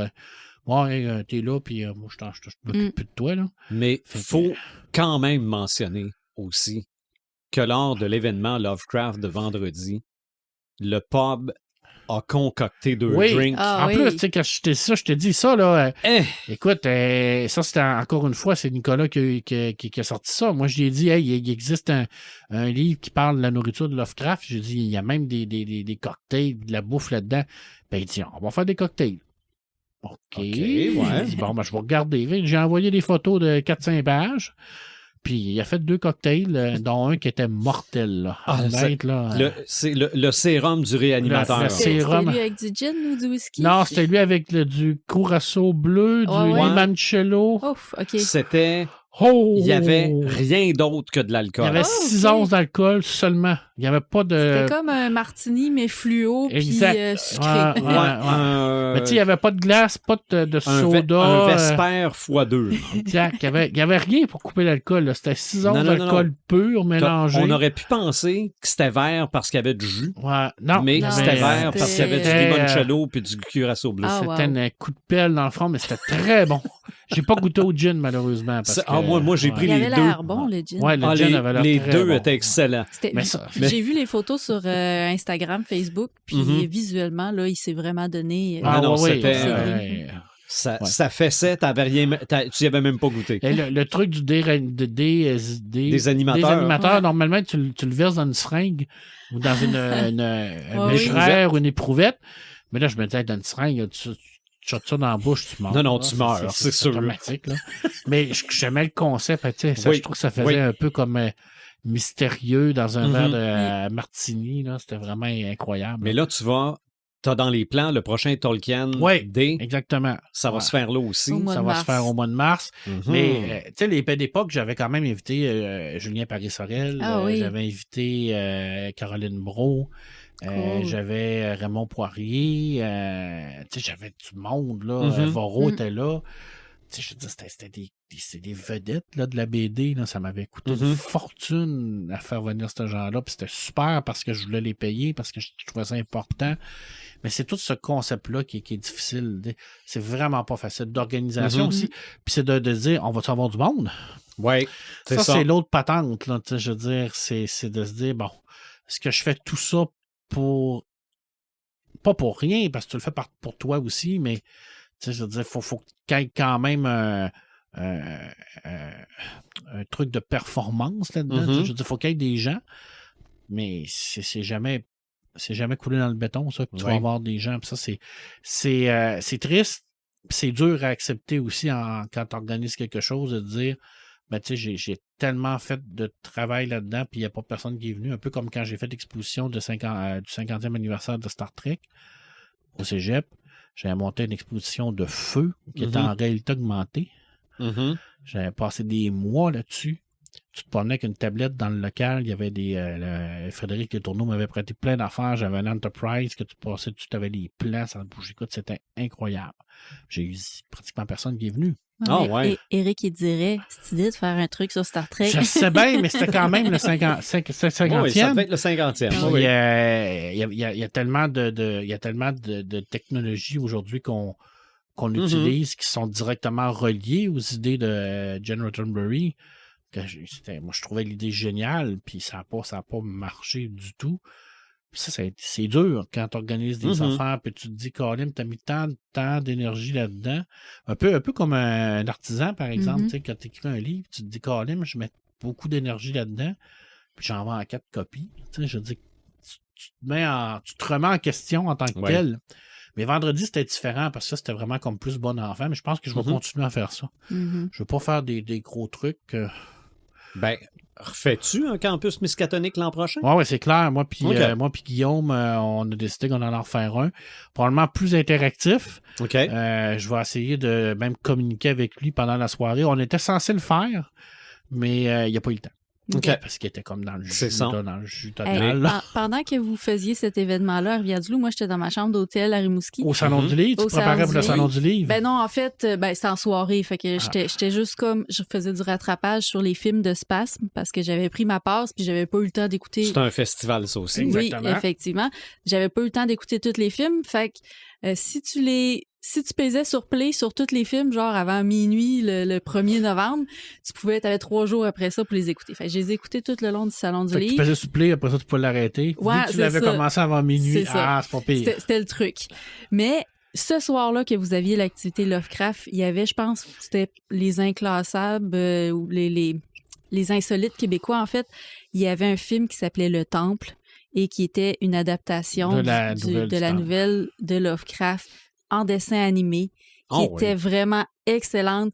Si j'avais pu vous l'envoyer, parce que j'ai vu que vous aviez un écran en plus. Si j'avais pu vous l'envoyer, honnêtement, là, ça aurait tellement fité dans votre soirée. Mais il faut que vous écoutiez ça, cette animation-là, cette adaptation-là en dessin animé du temple, là, c'était... L'angoisse est pareil palpable comme dans la nouvelle. C'est sûr qu'on va se refaire ça, là.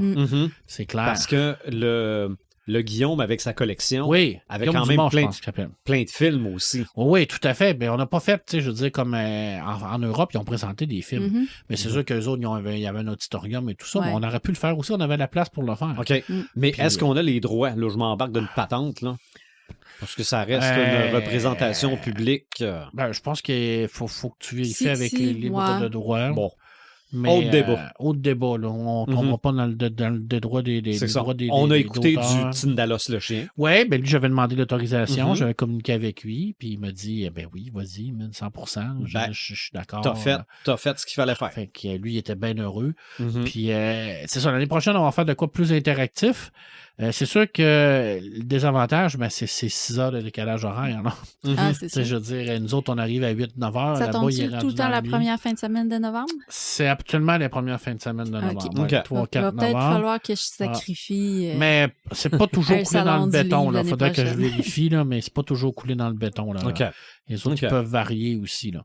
Mais tu sais, je veux dire, ça, c'est un salon de tripeux. Toutes les gens qui sont allés à Verdun ces 2 journées-là ont absolument eu beaucoup de plaisir. Verdun en France. En France. Là, Guillaume il a appris qu'il y avait un Verdun au Québec aussi.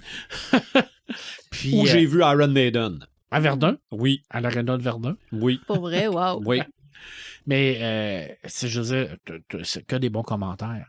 Et souvent, les petits salons comme ça, plus intimistes, on a cette proximité-là qui fait en sorte que c'est plus facile parce qu'on regroupe vraiment toutes les personnes qui ont la même passion. Tu sais, comme vendredi, nous, là, les gens qui sont venus, là, c'était tous des gens qui tripaient. Là. Ah, moi, j'entendais des gens parler de leur partie de jeu de Cthulhu et tout ça. Je comprenais rien, mais ce que je comprenais, c'est que c'était des passionnés. Ouais.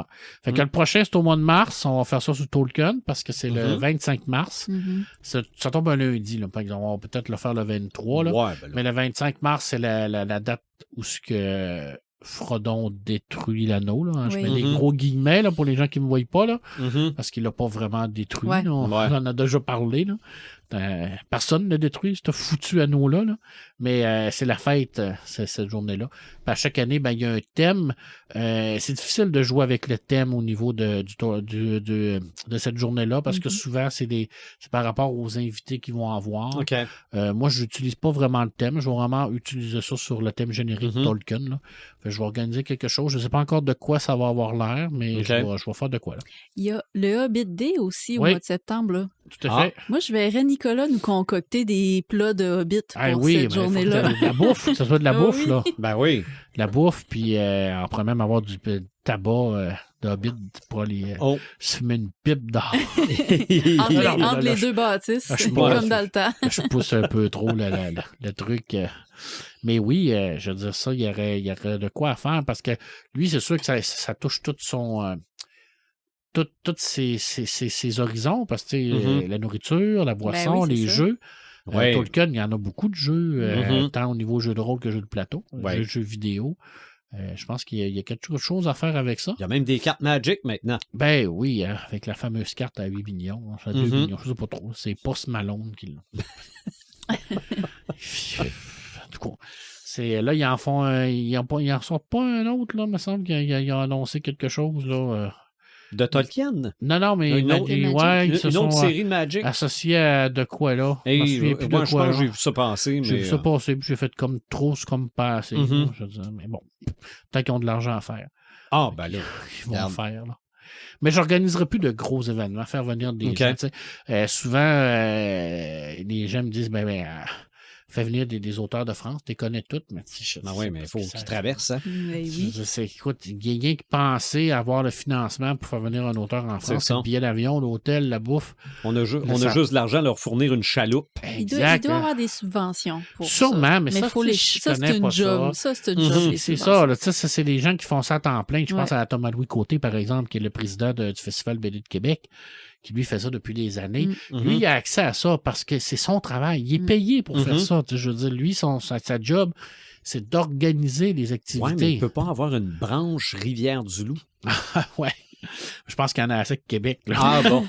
Mais moi, je suis pas payé pour faire ça. Je veux dire, on fait ça bénévolement sur notre temps de soir, puis sur nos pauses. Puis, je veux dire, c'est puis même, je vais te le dire bien franchement, là, pour cette exposition de vendredi, là, j'ai même pris du temps de travail là, pour monter la collection, tout ça. Là.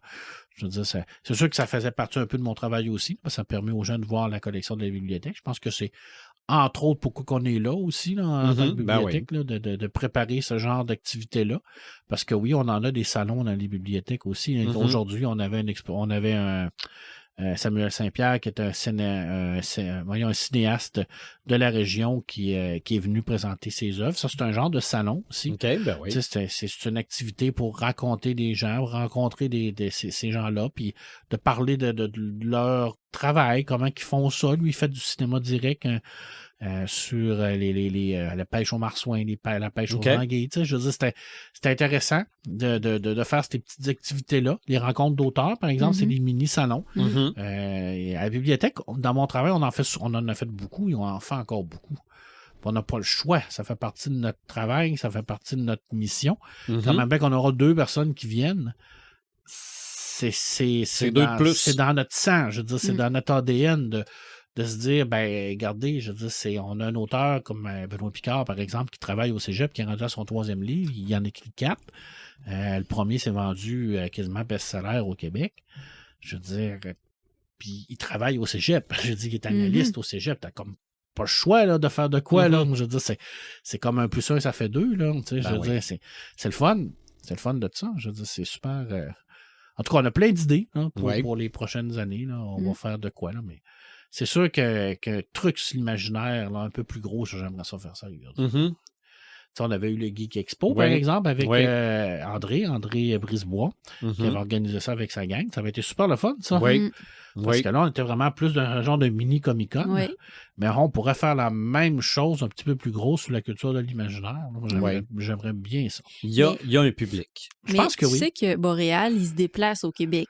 Ah, ça serait intéressant. Mais ça prend des personnes sur place qui vont s'occuper de l'organisation. Là, présentement, ils ont l'air de s'enligner à rester au Collège Bois de Boulogne pour les prochaines années parce que l'infrastructure est là. Le lieu est presque gratuit.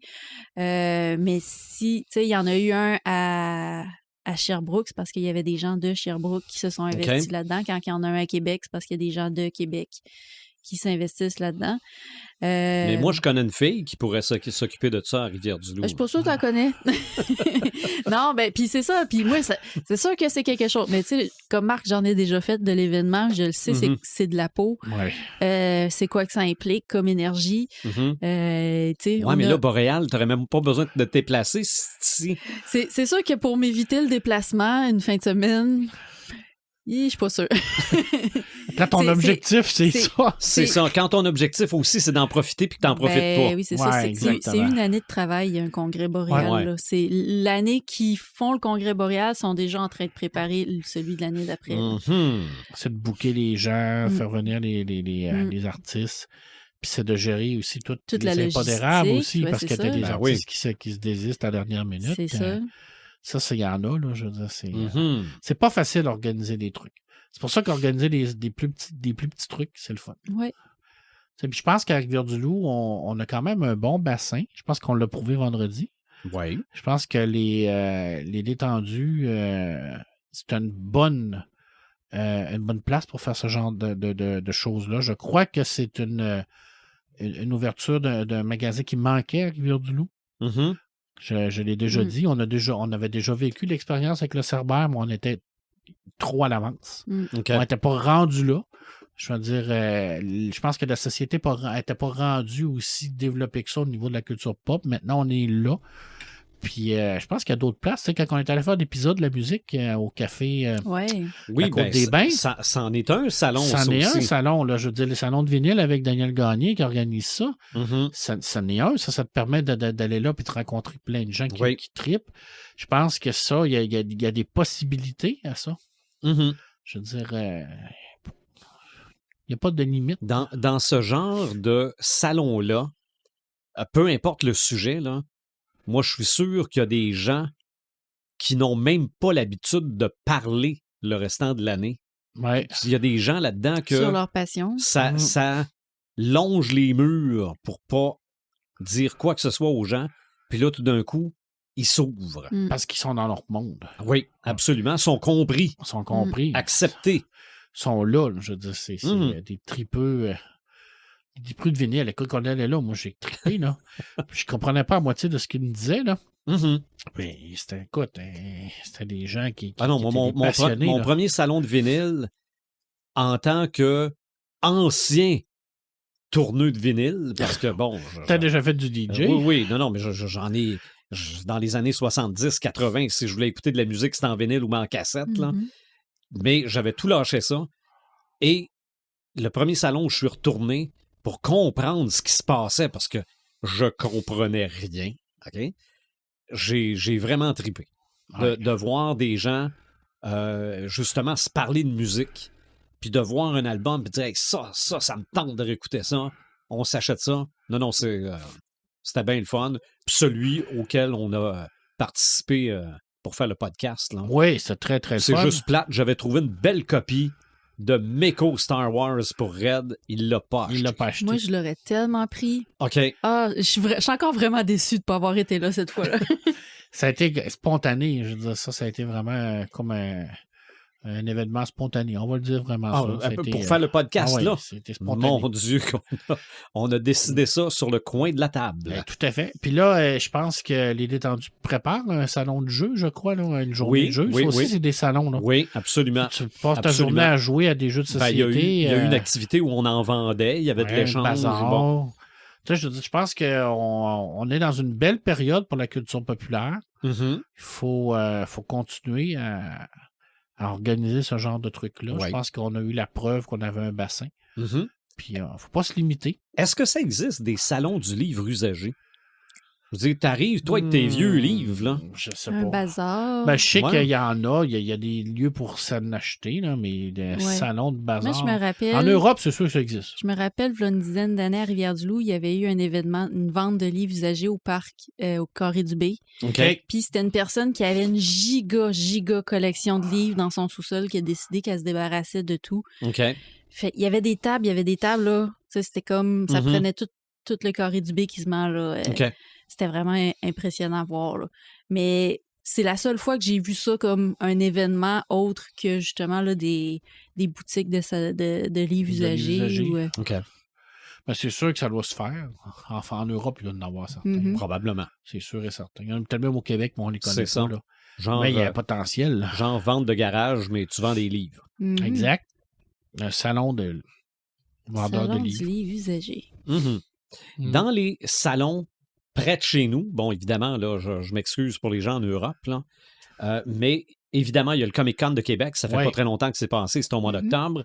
Il y a, au mois d'avril, le Nadeshikon. Oui. Ça, c'est la culture japonaise. Oui, très populaire. Okay, les mangas, les Hello Kitty, toutes, là. Ça, c'est le Nadeshikon. Ça, c'est à Québec, Montréal? Oui, c'est à Québec. Il doit y avoir du monde là. À Montréal, c'est l'Okatucon, je pense. Oui, exact, la même chose. Oui. Salon du jeu et du jouet, c'est à Québec aussi. C'était, je pense, le week-end passé. Ça, je pense que c'est un peu comme le CES, là, mais pour les jeux et les jouets. Les gens, il y a des gens qui vont présenter les nouveaux jeux. Ça se peut. Je pense que tu vraiment, tu as des fournisseurs. Puis les gens du milieu qui vont voir qu'est-ce que cette compagnie-là va sortir. C'est un jeu à présenter. Je pense que tu peux aller le présenter là. Là, je m'avance. Là, c'est peut-être pas ça pantoute, là, mais je pense que c'est dans ce genre d'événement-là qu'on avait présenté le jeu Earth, qui est un jeu... qui est un jeu de créateur plateau, était venu à Rivière-du-Loup chez les détendus présenter son jeu. OK. Puis je pense que c'était tout vendu avant que ça sorte, là. Très, très attendu. Merci à Red de nous avoir suggéré le Salon de la Passion médiévale. Ouais, ça c'est au mois de mai. C'est extrêmement populaire. Là, parce qu'il y a les fêtes, comment ils appellent ça, les fêtes de Nouvelle-France. Oui. Ah oui, c'est vrai, à aussi, Québec. À Québec, dans le même genre. Là. Le Passion médiévale, ça, c'est à Laval, c'est au mois de mai. Avant, ça faisait tout le temps concurrence à Boréal, qui tombait la même fin de semaine. Puis souvent, quand Boréal n'était pas à Montréal, les gens choisissaient d'aller au Salon Passion médiéval plutôt que Boréal. Si c'était à Montréal, ben là, ils faisaient un par jour. Mais non, ça attire beaucoup de gens qui sont passionnés par tout ce qui est littérature médiévale, littérature fantasy médiévale, comme les GNistes, ils font des prestations, ils font des défilés. Il y a vraiment comme beaucoup de trucs. Puis en plus, c'est plein d'artisans. Il y en a qui nous en parlent souvent. C'est vraiment la place pour aller t'équiper si tu fais du GN. Travailler le cuir, travailler le bois, ça doit être beau. Les vêtements. Il y a une passion pour le médiéval que j'arrive pas à comprendre.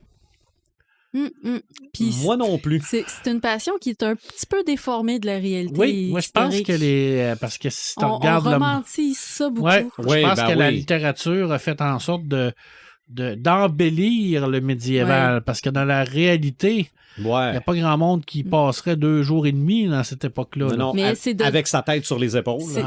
C'est surtout l'intérêt pour la fantasy qui a découlé de ça. Mais ça part aussi probablement des contes de fées. Oui, probablement. Tout à fait. Et puis tout ce qui est roi, reine, prince et gnome. Comme les Nouvelles-France, là, c'est plus historique à partir de là, parce que ça, on parle vraiment de nos ancêtres. Là. Des reconstitutions historiques. En France, il y en a beaucoup. Aux États-Unis, je sais qu'il y en a beaucoup au niveau de la guerre de sécession. Ça, j'ai un petit peu de difficulté avec ça. Là. De voir 2 clans qui se tapent sa gueule. Là. Ça, je veux dire, le nord et le sud. C'est parce que, je veux dire, il me semble que c'est pas un truc tant fêtif. Ça se dit-tu fêtif? Non, hein? Festif, merci. C'est peut-être un devoir de commémoration. Ah oui, un devoir de mémoire. Ça, oui, je suis d'accord. Mais, pas sûr, ça me tenterait de me déguiser en sudiste, là. Avec ton drapeau confédéré. On voit pas ça en Europe, mettons, une reconstitution de la Deuxième Guerre mondiale où tu as des gens qui sont déguisés en Asie, puis d'autres qui sont déguisés en... on refait le débarquement de Normandie. Il n'y a pas ça, là. Il n'y a pas personne qui se déguise en Asie, là, en Europe. Et on a quand même la mémoire. Puis on a quand même la mémoire. Mais les Américains sont particuliers. Ils l'ont-tu l'affaire, les Américains? Ils l'ont-tu l'affaire, les Américains? Il y en a encore qui ont la mentalité sudiste, malheureusement. Oui, probablement. C'est sûr. En Europe, il doit y en avoir encore qui ont de la mentalité nazie, ça c'est sûr. Malheureusement, c'est un mal à la racine qui ne s'en va pas. C'est ça. Tolkien le dit, même si tu tues Melkor, le mal qu'il a fait est tellement ancré dans le monde que ça va toujours rester. Ces gens-là ont tellement fait de mal que ça reste ancré dans l'ADN même de l'humanité, malheureusement, si on pouvait l'effacer avec une efface blanche. Non, une efface bleue. Une efface bleue, ça effaçait l'encre.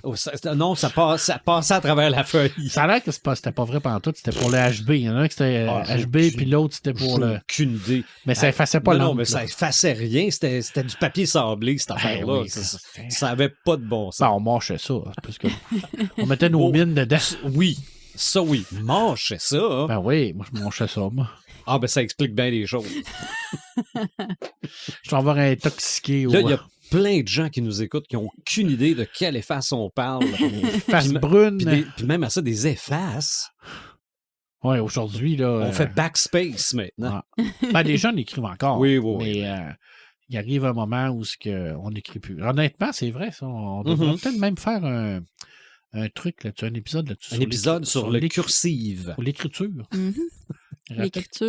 L'écriture à manuscrite. la main, là, manuscrite. Parce que ça se perd. Et c'est un long titre, ça, écriture manuscrite. Moi, je mettrais ça sur l'écriture tout court. L'histoire de l'écriture. OK. Je sais pas, en tout cas, c'est une idée. On lance ça dans les airs. Un dernier salon auquel Red doit rêver d'assister, ça s'appelle l'Adepticon. Ouais, ça, c'est sur Warhammer. C'est ça. C'est au mois de mars. Je pense que c'est du côté américain, par exemple. Oui, sûrement. Mais il doit avoir des armures, là. Écoute, des fois, il y en a là, à Montréal même, là, des armures d'ultramarines. Je sais pas comment ils font ça. En tout cas, ils ont chaud, je trouve ça impressionnant. Là. la qualité puis la quantité de travail que tu as là-dessus, là. Mm-hmm. Écoute, faire une armure quand même d'ultramarine, c'est immense, là. C'est 8-9 pieds de haut, là. Mais oui, il doit avoir chaud. Mais il n'y a pas de limite pour une passion. Non, ben non, il doit y avoir des fans dedans, de toute façon. Ah, peut-être. Mais après tu peux pas aller partout non plus après ça, là, quand tu es habillé de même, là, tu peux pas... Souvent, ce que les gens ils font, c'est qu'ils vont à la fameuse parade, là. Non, mais en fait, ils arrivent avec leur costume dans plein de valises. Ouais, des fois, c'est comme tout démontable, ça se met dans plusieurs valises. Ils arrivent à l'hôtel avec ça. L'hôtel, souvent, est à même le centre de congrès ou quoi que ce soit. Fait que, tu sais, ils peuvent carrément descendre de leur chambre jusqu'à l'événement sans passer par le métro ou les transports.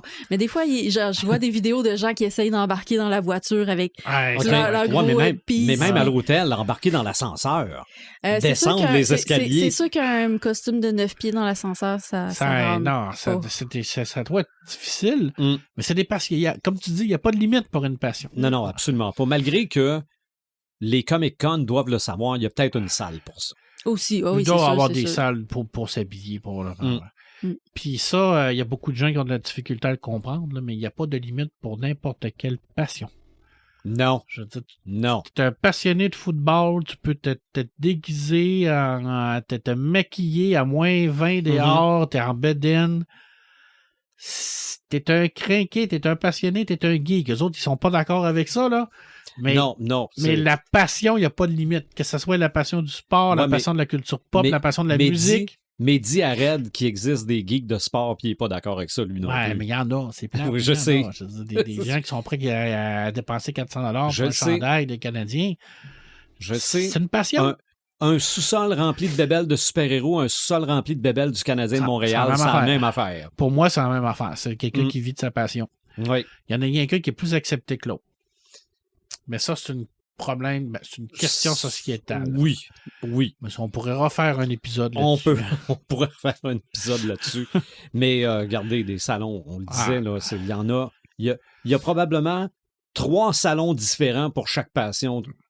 Il y a probablement un salon qui se déroule présentement là, à quelque part sur la planète. Là, c'est sûr. Ah non, c'est sûr. Un ou deux. Là, peut-être plus 2. Bien qu'aux États-Unis, on n'a pas fait le tour. Parce qu'on non, vraiment, connaît pas ça. J'ai pas eu le temps d'aller checker du côté des États-Unis. Il y a sûrement des congrès Harry Potter. Il y a sûrement, clairement, c'est sûr qu'il y a des congrès Harry. Il doit y avoir des congrès de tout. Là. Dès que tu as quelque chose, là, je suis pas mal sûr qu'il y a des congrès de Christy quelque part. Oui. C'est ça. T'sais, quand on a parlé des hôtels, là, il y avait des hôtels littéraires.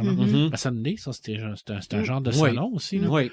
Parce que J'étais pour dire, il y a probablement un salon sur les dragons et ça me fait penser qu'on n'a pas fait d'épisode là-dessus. Tout à fait. À Salem, il n'y a pas des trucs sur les sorcières, des salons de sorcières? Oui, puis dans le temps d'octobre, justement, là, il y a vraiment beaucoup d'événements qui sont liés autour là, des procès de Salem. Là. Ça doit être, Stephen King doit avoir sa journée aux États-Unis ou son salon, c'est sûr et certain. Là. D'avoir une gang de crinquets quelque part qui organise de quoi Stephen King. Là. Donc, si vous êtes passionné, dites-vous qu'il y a un salon de ça à quelque part. Tout à fait. Faites une petite recherche, puis... Ou bien, s'il n'y en a pas... Demandez à Marc de l'organiser. Non, organisez-le, vous autres. Tu sais... Comme toi, tu pourrais faire un salon de l'exorcisme. Un exorciscon. Ça serait tellement cool. Oui, à la sortie du dernier film en DVD. Ben oui. On pourra le brûler. De convention de dragon, il y a vraiment un Dragon Con aux États-Unis. Ça doit être cool. C'est réglé. Ça doit être cool. S'il y a du cosplay de dragon, ça doit être cœur. Je suis sûr. Oui, c'est sûr. Je pense au fameux... Voyons, je me suis House of Dragon ou bien juste, Game of Thrones. Juste 2-3 marionnettistes qui se promènent avec un dragon. Là. Incroyable. Ça doit être super. Tolkien, il y en a aussi, les journées Tolkien, on le dit. Il doit y avoir aussi des salons de triple de Tolkien. Là, je pense qu'il n'y a pas de limite. Absolument pas. Tant que tu as une passion, tu peux développer ça. Dans le fond, tu te regroupes entre amis. C'est ça, pour rendre hommage à ta passion commune. Tu vas en faire un sur Roll, parce que Lou Ferrigno a eu 75 ans récemment, je pense. Il était pas venu au Comic-Con à Québec? Il était déjà venu. T'étais pas là. Non, j'étais pas là. T'es encore très en forme, j'en doute pas. Pour 75 ans. Schwarzenegger est encore pas pire aussi. Je l'écœurerais pas. Je pense qu'il serait encore capable de faire son fameux rugissement. De tendre des coups. Ouais. Probablement. Son rugissement du flic à la maternelle. Ouais. Mais Lou Ferrigno, il était bon aussi, son rugissement de Hulk. Il était pas pire. Donc, encore une fois, on pensait que c'était un petit sujet. On a jasé pas mal de ce sujet-là aussi. On va y aller avec nos Samalumes, Imaginatrix. Ça m'allume, je sais pas trop quoi choisir parce que j'en ai plein ces temps-ci. Je suis overstimulée de tout côté. On parlait de mes meilleurs souvenirs au Salon du livre de Rimouski, mais je pense que j'en ai vécu un la semaine dernière. Oui, évidemment, j'étais super contente de rencontrer les lecteurs, de rencontrer les auteurs, mes amis que je revois chaque année. Mais cette année, c'était un peu spécial parce que depuis 1 an maintenant, j'ai une nièce qui est libraire. Alors, je suis revenue du Salon du livre avec une petite prescription. OK. Un petit papier comme un papier du médecin, mais au lieu d'être un RX, c'est un LX. Et j'ai tout le temps trouvé ça cool, cette idée-là des prescriptions littéraires qu'on fait de plus en plus dans les salons. Mais là, c'était ma nièce qui faisait des prescriptions littéraires. Fait que j'étais un peu émerveillée de voir ça. Qu'est-ce qu'elle t'a prescrit? Alors, ma nièce, elle se spécialise beaucoup dans la littérature queer. Et quand je suis arrivée, elle m'a dit, ma tante, je connais pas beaucoup de littérature queer, de fantasy, science-fiction, mais elle dit, j'en ai lu un qui était vraiment pas pire, qui s'appelle Dissident, de Jean-Pierre Gorkinian, publié chez Mémoires d'Encrier. Alors, une espèce de dystopie, elle me l'a vraiment recommandé. Je vais vraiment aller voir ça. Puis je vais peut-être aussi lui pousser là, quelques suggestions là, de fantastique, science-fiction queer que, d'après moi, elle va adorer. Mais je trouvais ça vraiment beau de l'avoir allé. Il y a même une dame qui est arrivée pour les prescriptions littéraires. Je me suis comme mis en retrait un petit peu pour laisser ma nièce faire ses prescriptions. Puis je trouvais ça de toute beauté, tu sais, de voir une dame dans la soixantaine qui arrive avec ma nièce puis son look queer totalement assumé, qui fait des prescriptions littéraires de même. J'ai trouvé ça de toute beauté et très inspirant. Un beau petit moment. Tu me mettras en copie conforme. Oui. Pour les prescriptions, parce que c'est des choses qui sont en demande en bibliothèque, puis que j'ai pas toutes les références. Ça m'intéresse. Parce qu'il y a des gens qui m'en demandent. Pour la littérature queer. Oui, exactement. Oui. Puis des fois, tu te dis, je vais fouiller. Parce que des fois, c'est hors champ compétences. Oui. Puis c'est un mouvement qui commence, qui émerge. Fait que je pense que ça va se développer. Dans le fantastique, science-fiction, on ne le connaît pas encore beaucoup. Exactement. Mais à Boréal, justement, il y avait une table ronde sur l'écriture queer. Que j'ai vraiment adoré, que j'aurais vraiment aimé que ma nièce soit là aussi pour voir ça. Fait que c'était plein de belles suggestions, mais c'était plein de l'expérience de ces auteurs-autrices-là. Comment ils ont vécu leur parcours en tant que personne queer, là, ça avait été très, très touchant.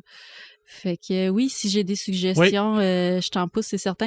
La première qui me vient en tête, c'est Les lignes invisibles de Sue J. Sokol, publié récemment aux éditions VLB Imaginaire.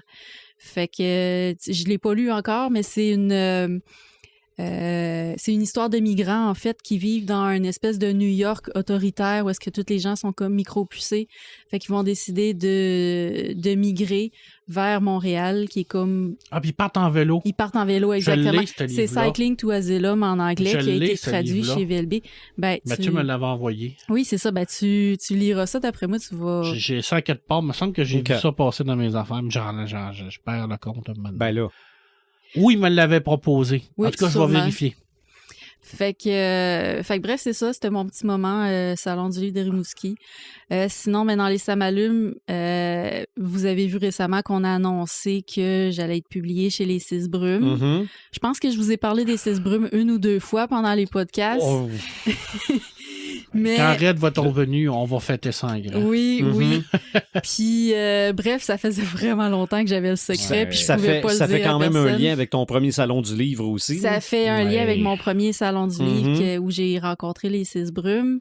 Fait que, ça fait comme plusieurs années qu'on est en contact. La boucle va être bouclée au salon du livre de Rimouski l'année prochaine. Parce qu'avant, t'étais auto-édité. C'est ça. Mes 2 premiers romans étaient auto-édités. J'ai décidé de m'essayer avec l'édition traditionnelle pour vivre l'expérience, qui, selon moi, les 2 expériences, autant en auto-édition qu'en édition traditionnelle, sont quand même importantes à vivre pour mon parcours d'auteur. Puis, avec les 6 brumes, c'est ça, j'étais en contact avec Jonathan depuis ce salon du livre de Rimouski-là. Fait que je m'étais essayée parce qu'ils sont très difficiles à publier. Ils publient peut-être un roman par année. Sinon, ils publient surtout des recueils ou des rééditions, des trucs comme ça. Fait que je me doutais que j'avais pas beaucoup de chance en y proposant mon livre. Puis finalement, il a été accepté au bout d'une longue année d'attente.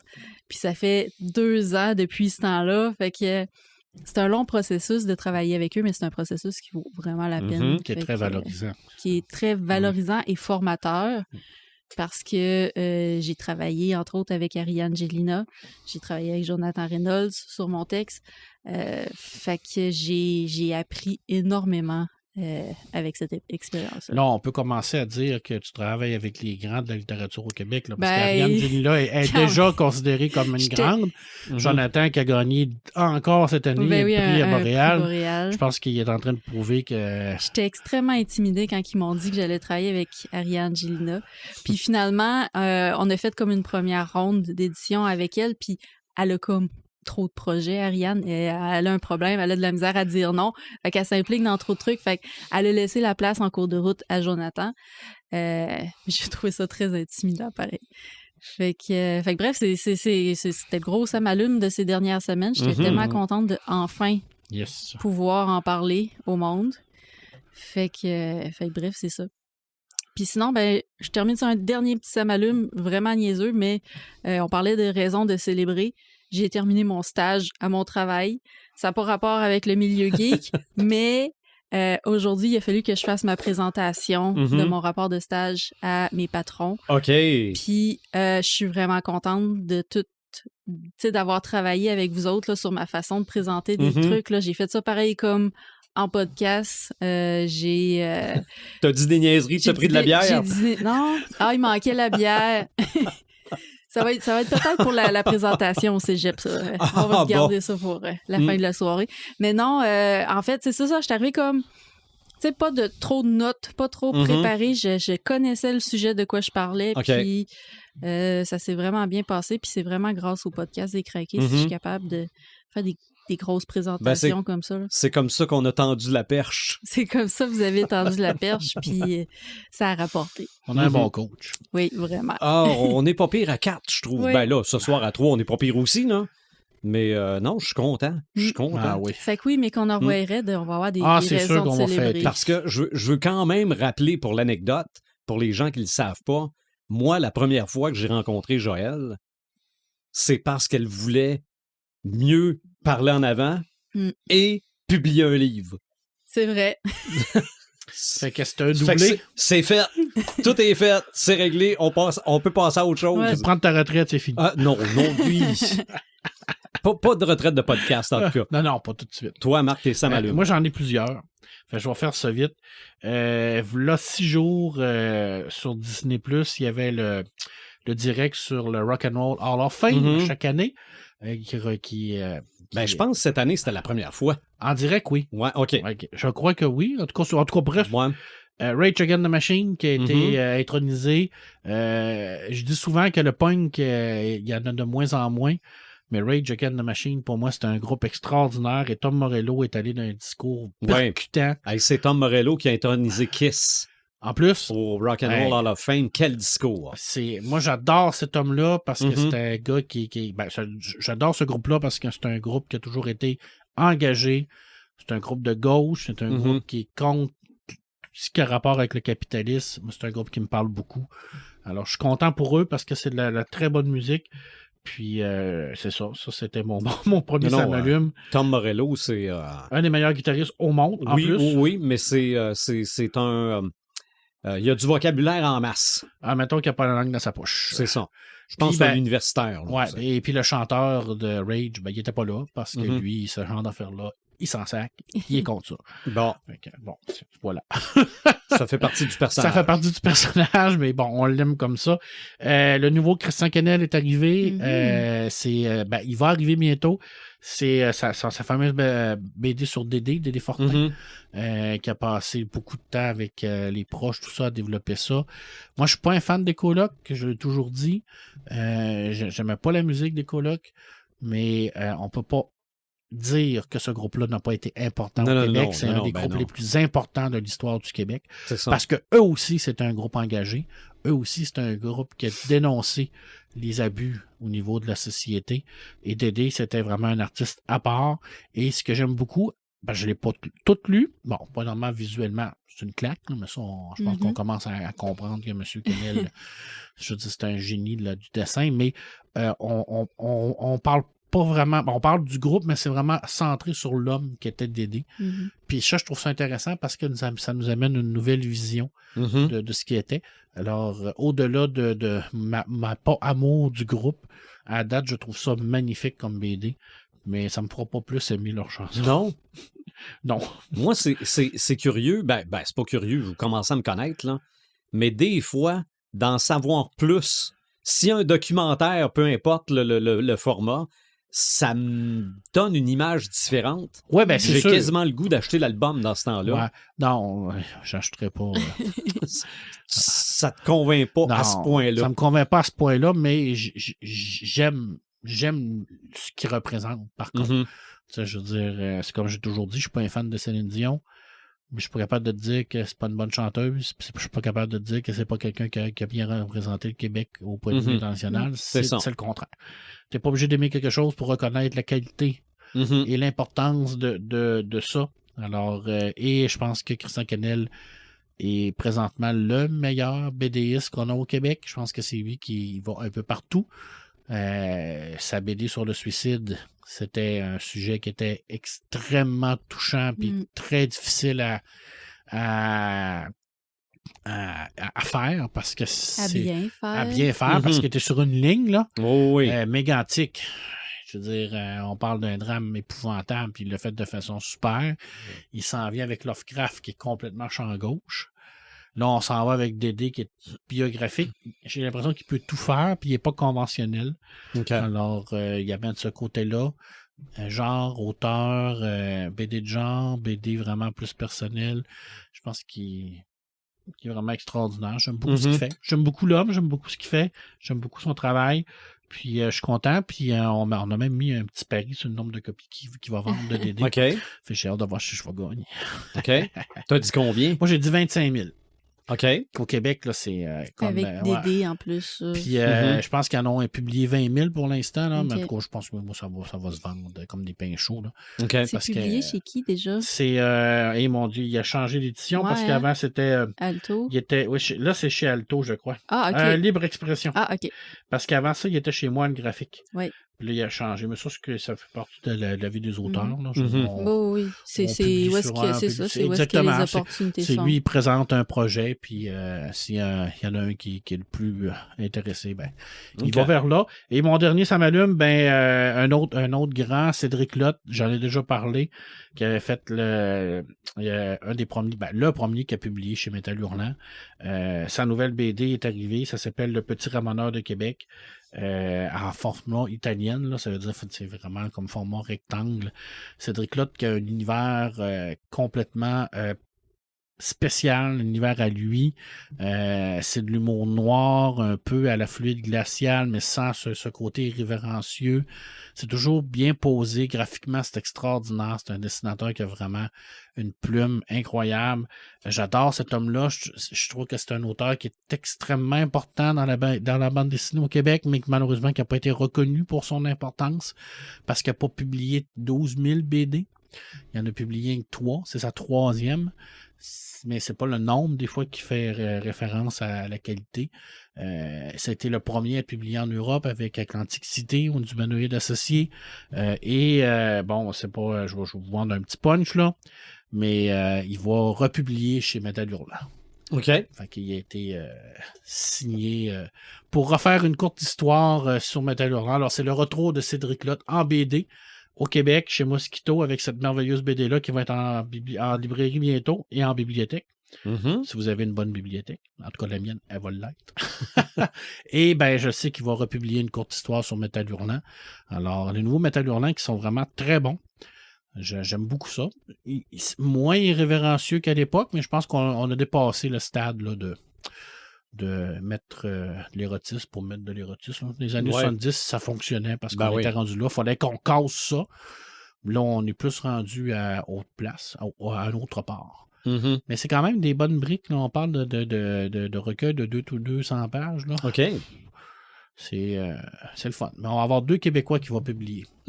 Un que j'ai pas le droit de dire encore, puis Cédric qui a été signé. Puis je suis content pour lui parce que c'est un juste retour des choses. Ben oui. De le revoir dans Métal Hurlant. Ça fait un petit velours pour Cédric Lotte. Voilà, c'était pas mal, mais ça m'allume. OK. Puis je sais pas ça, au niveau cinéma, j'ai rien vu de... À part Frisson TV, là. Même encore là, il n'y a pas grand-chose chez Frisson TV ces temps-ci, mais ils sont comme en pause. Il n'y a pas grand-chose ces temps-ci. Ah ouais, ces temps-ci. Parce qu'habituellement, il y a des meilleurs films que ça. OK. Là, mais là, c'est vraiment tranquille. Là. OK. C'est relax. Moi, petite parenthèse vite, je sais c'est quoi South Park, mais j'ai jamais regardé ça vraiment. Sauf que ce que j'ai vu passer sur South Park Into the Panderverse, là, ça m'a... T'as pas vu ça? Non. C'est vraiment niaiseux. Cartman fait un cauchemar que Disney adapte South Park. Ah ouais.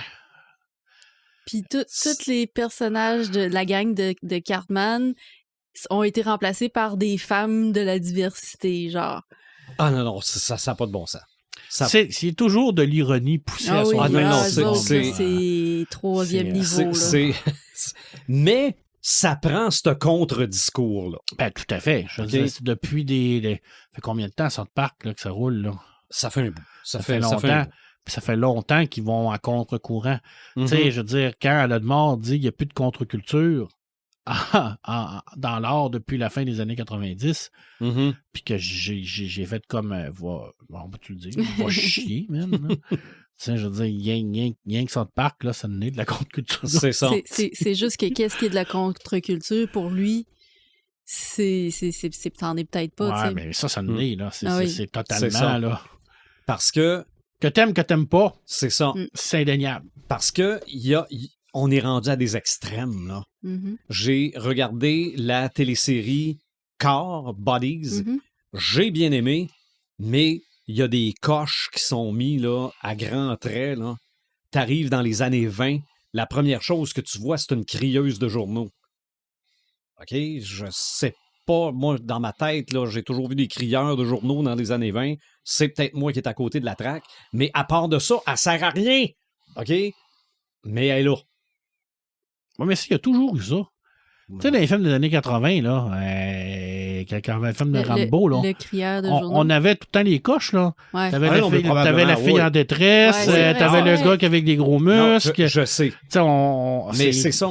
Moi, j'ai de la misère avec les formules. Ouais. Bon, en partant. Mais Hollywood, on jouait pas mal tout le temps. Mais c'est pour ça. Avant, c'est que c'est peut-être parti d'une bonne idée, mais là, tout le monde fait ça parce que tout le monde fait ça. Oui, c'est vrai, je vois ce que tu vas en venir. Donc, c'est vive South Park pour dire, là, ça... Mais mettre une crieuse de journal qui sert à rien. Les crieurs de journaux, en fait, ils servent à de quoi dans les films? Ils servent à donner une information. Oui, qui a rapport au film. Mais là, je sais pas. Mais tu peut-être que je l'ai manqué, ce bout-là. Tu la recommandes? Oui. Non, c'est une bonne série basée sur un roman graphique. Je sais pas si le roman graphique a une suite, mais de la façon que ça se termine, t'es pas sûr que c'est fini. Mais la BD s'appelle Bodies? Oui. OK, ça me dit à rien, zéro mort. OK. Mais mon vrai ça m'allume, c'est vraiment One Piece. Sur Netflix, j'ai terminé ça cette semaine. Bon, il y en a peut-être qui vont dire « ça t'a donc bien pris du temps ». Oui, mais... Pas pressé. Moi, j'ai été diverti. OK? Est-ce que c'est profond? Est-ce que c'est... identique à la série, je le sais pas. J'ai pas lu les mangas, j'ai pas vu l'animé, malgré que j'ai vu des images de l'animé, parce que des fois, quand tu passes dans le menu sur Netflix, tu tombes sur l'animé et ça part la bande-annonce sans que tu le veuilles, là. Puis je reconnaissais déjà des choses que j'avais vues dans le live action.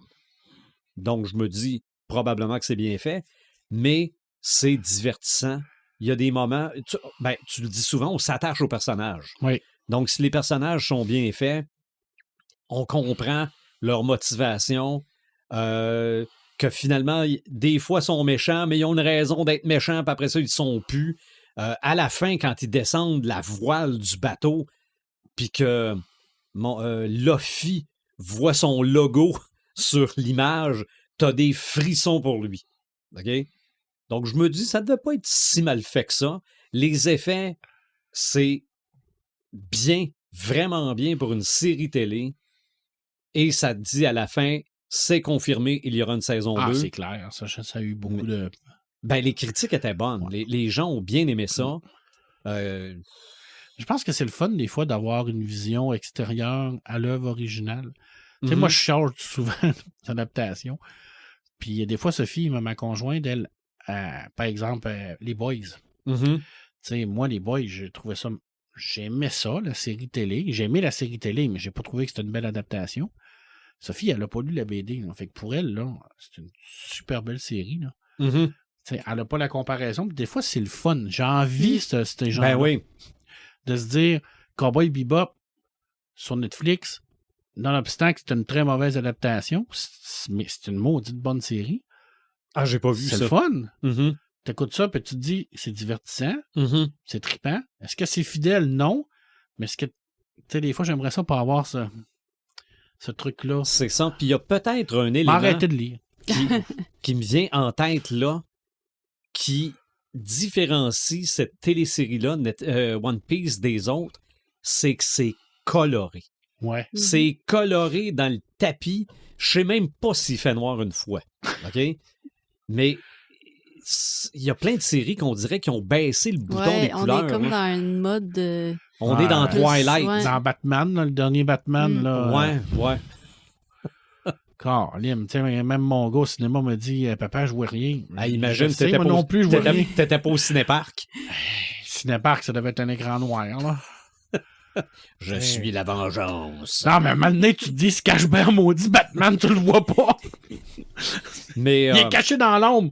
Oui, mais il est où, l'ombre? Il est partout. J'ai hâte à la deuxième saison. Puis si ça arrive pas vite, va probablement me remettre la première. Ben oui, pourquoi pas. J'ai regardé le téléfilm sur Stallone. Sly? Sly. Est-ce que t'as aimé ça? Plus ou moins qu'Arnold? C'est semblable. C'est que je trouve que ça va pas creux. Oui, on a les événements. La grosse affaire que je savais pas sur Stallone qui est là-dedans, c'est sa relation avec son père. OK. Pas évidente pour deux scènes. Est-ce qu'il parle de son fameux film interdit qu'il a fait quand il était jeune? Ça passe film vite, pornographique. Ça. Ouais, ça passe vite, ça. Il parle pas de Staying Alive non plus. Non, pourtant. Non, c'est lui qui a réalisé ça avec John Travolta. Gros classique. Fait que ça fait comme vraiment en surface. Oui. Mais c'est le fun. C'est Stallone. Un classique des années 80. Oui, absolument. Mais à quand le prochain sur Jean-Claude Van Damme et Chuck Norris? Ça doit s'en venir. C'est sûr que... S'il y a une clientèle puis il y a des codes d'écoute, ils vont le faire. Absolument. Est-ce qu'on sait quel est le prochain thème? Bon, on va en discuter avec Red. Ouais, sortez-moi pas l'inversion temporelle. Non, on va le mettre sur pause. Malgré que je voulais regarder Tenet. Je ne l'ai pas vu. Tu l'as pas vu? C'est quelque chose. Je ne l'ai pas vu. Ouais, peut-être, moi aussi, si je l'écoutais, je comprendrais un peu. C'est vraiment quelque chose, Tenet. Je te dirais que j'ai pas tout compris, là. C'est parce que ce qui est compliqué avec l'inversion temporelle, c'est qu'il ne faut pas mélanger avec le voyage dans le temps. Exactement. C'est On a déjà fait le voyage dans le temps. Hein? Tout à fait. Sûrement. On avait fait ça avec... on en avait parlé beaucoup aussi de la temporalité avec Richard Maranzano quand il était venu. Parce que lui, il a écrit beaucoup là-dessus, puis c'est ce qu'il me disait d'ailleurs. Parce que j'ai demandé des conseils, puis il m'a dit, Marc, il faut que tu fasses attention pour faire voyage dans le temps. Parce que j'ai dit, moi, t'invité, Richard. Mais là, il n'y avait pas le temps, là, mais c'est vrai que c'est pas facile. Mais tu sais, dans Tenet, il te le dit à un moment donné. Hein. Le réalisateur, dans le film, te le dit. Parce qu'il explique à un moment donné le truc de l'inversion temporelle, puis le personnage, il dit en langage plus élaboré qu'il ne comprend pas tout. Mm-hmm. Puis l'autre personnage, il répond moi non plus, mais c'est pas grave. Ça fait que Christopher Nolan te le dit dans le film. Mm-hmm. Vous comprendrez pas, mais arrêtez. Okay. Arrêtez, amusez-vous. Là, essayez pas de comprendre. Je pense que lui-même ne se comprenait pas. Mm-hmm. Mais c'est le temps. Je dis Christopher Nolan aime beaucoup le temps. Il joue beaucoup avec toute cette notion-là. Oui, ben c'est quoi l'autre film? Inception, c'est tout calculé à la minute près. Là. Chaque minute dans le rêve, c'est tout calculé à la minute près. C'est vraiment quelqu'un qui est très perfectionniste par rapport à ça. Mais, vous m'en direz des nouvelles. Moi, j'ai beaucoup aimé ça. Moins qu'Inception, mais j'ai beaucoup aimé ça. Tenet. Oui, la musique à l'envers, là, quand on est en inversion temporelle, là, c'est quelque chose. Il va loin. Mm-hmm. Il fait jamais rien à... C'est ça, puis les effets avaient l'air quand même... Oui, c'est... Parce que même l'action est à l'envers. Là. Oui, exactement. Puis c'est ça la différence avec le voyage dans le temps, c'est que l'inversion temporelle, c'est une inversion d'un moment du temps. C'est pas une inversion tu retournes pas dans le temps. Mm-hmm. C'est que tu reviens dans le temps. OK. Je suis content qu'on ait parlé des salons. Tu sais, un voyage dans le temps, c'est que tu vas revenir à un point précis. Oui. Mais une inversion temporelle, c'est que tu refais le moment. Mm-hmm. À l'envers. Mais par rapport au temps normal, tu es à l'envers. Mais par rapport à toi, tu es dans l'endroit. C'est compliqué. Donc, dans plan B, si la vanne blanche, à part de reculons pour remonter le temps, c'est pas du voyage dans le temps, c'est de l'inversion. C'est l'inversion temporelle parce que pour elle avance. Mm-hmm. Mais pour toi, qui est dans l'autre réalité, elle recule. Mm-hmm. Parce qu'elle revient. C'est une inversion temporelle. Tu refais, dans le fond, ton événement. La différence, c'est que quand tu pars en voyage dans le temps, tu vas partir du point A jusqu'au point B. Tu vas te dire, je vais revenir, mettons, à telle date, comme dans Retour vers le futur. Ouais. Mais tu refais pas tout le mouvement. C'est que tu reviens au point A. OK, et là, tu vires pas la bobine, tu recules pas la bobine. Exactement. Tu t'en vas à un point X dans la boucle du temps par en bas ou par en haut. Parce que tu fais skip. Tu fais skip. Tu peux pas faire de l'inversion temporelle dans le futur. Tu peux en faire une seulement dans le passé. C'est vrai. Mm-hmm. Tandis que voyage dans le temps, tu peux aller dans le futur ou mais tu changes pas les événements. Tu vas les changer à partir du point X où ce que tu es rendu. Mais tu crées une nouvelle ligne temporelle. Tu peux voyager dans le futur pour après ça reculer en inversion temporelle puis revenir au moment présent. Tu peux pas voyager dans le futur. Non, mais si tu fais du voyage dans le temps. Oui. Si tu fais du voyage dans le temps, tu peux faire... Il faudrait que tu combines les deux. Là, ça serait compliqué. Une combinaison des deux. Une combinaison des deux. J'allais bien, moi, là. Mais tu skippes pas. Je veux dire, quand ils voyagent dans Tenet, quand ils font de l'inversion temporelle qui dure, mettons, à 2-3 heures, ils skippent pas. Mm-hmm. Ils passent vraiment le temps. Je veux dire, pour eux autres, le bateau, où ce qu'ils sont, ils avancent, mais pour notre réalité, ils reculent. Fait que puis tout ton événement, tu le changes là en même temps. C'est pas du voyage. Peux-tu peser sur pause? Faut vraiment que j'écoute le film. Ouais, c'est vraiment intéressant. C'est un concept qui est intéressant. Mm-hmm. Puis je pense que c'est un concept qui demande beaucoup de préparation. Un jour, on le fera. Ouais. À un moment donné. Mais on l'a peut-être déjà fait. Mais on est revenu aujourd'hui.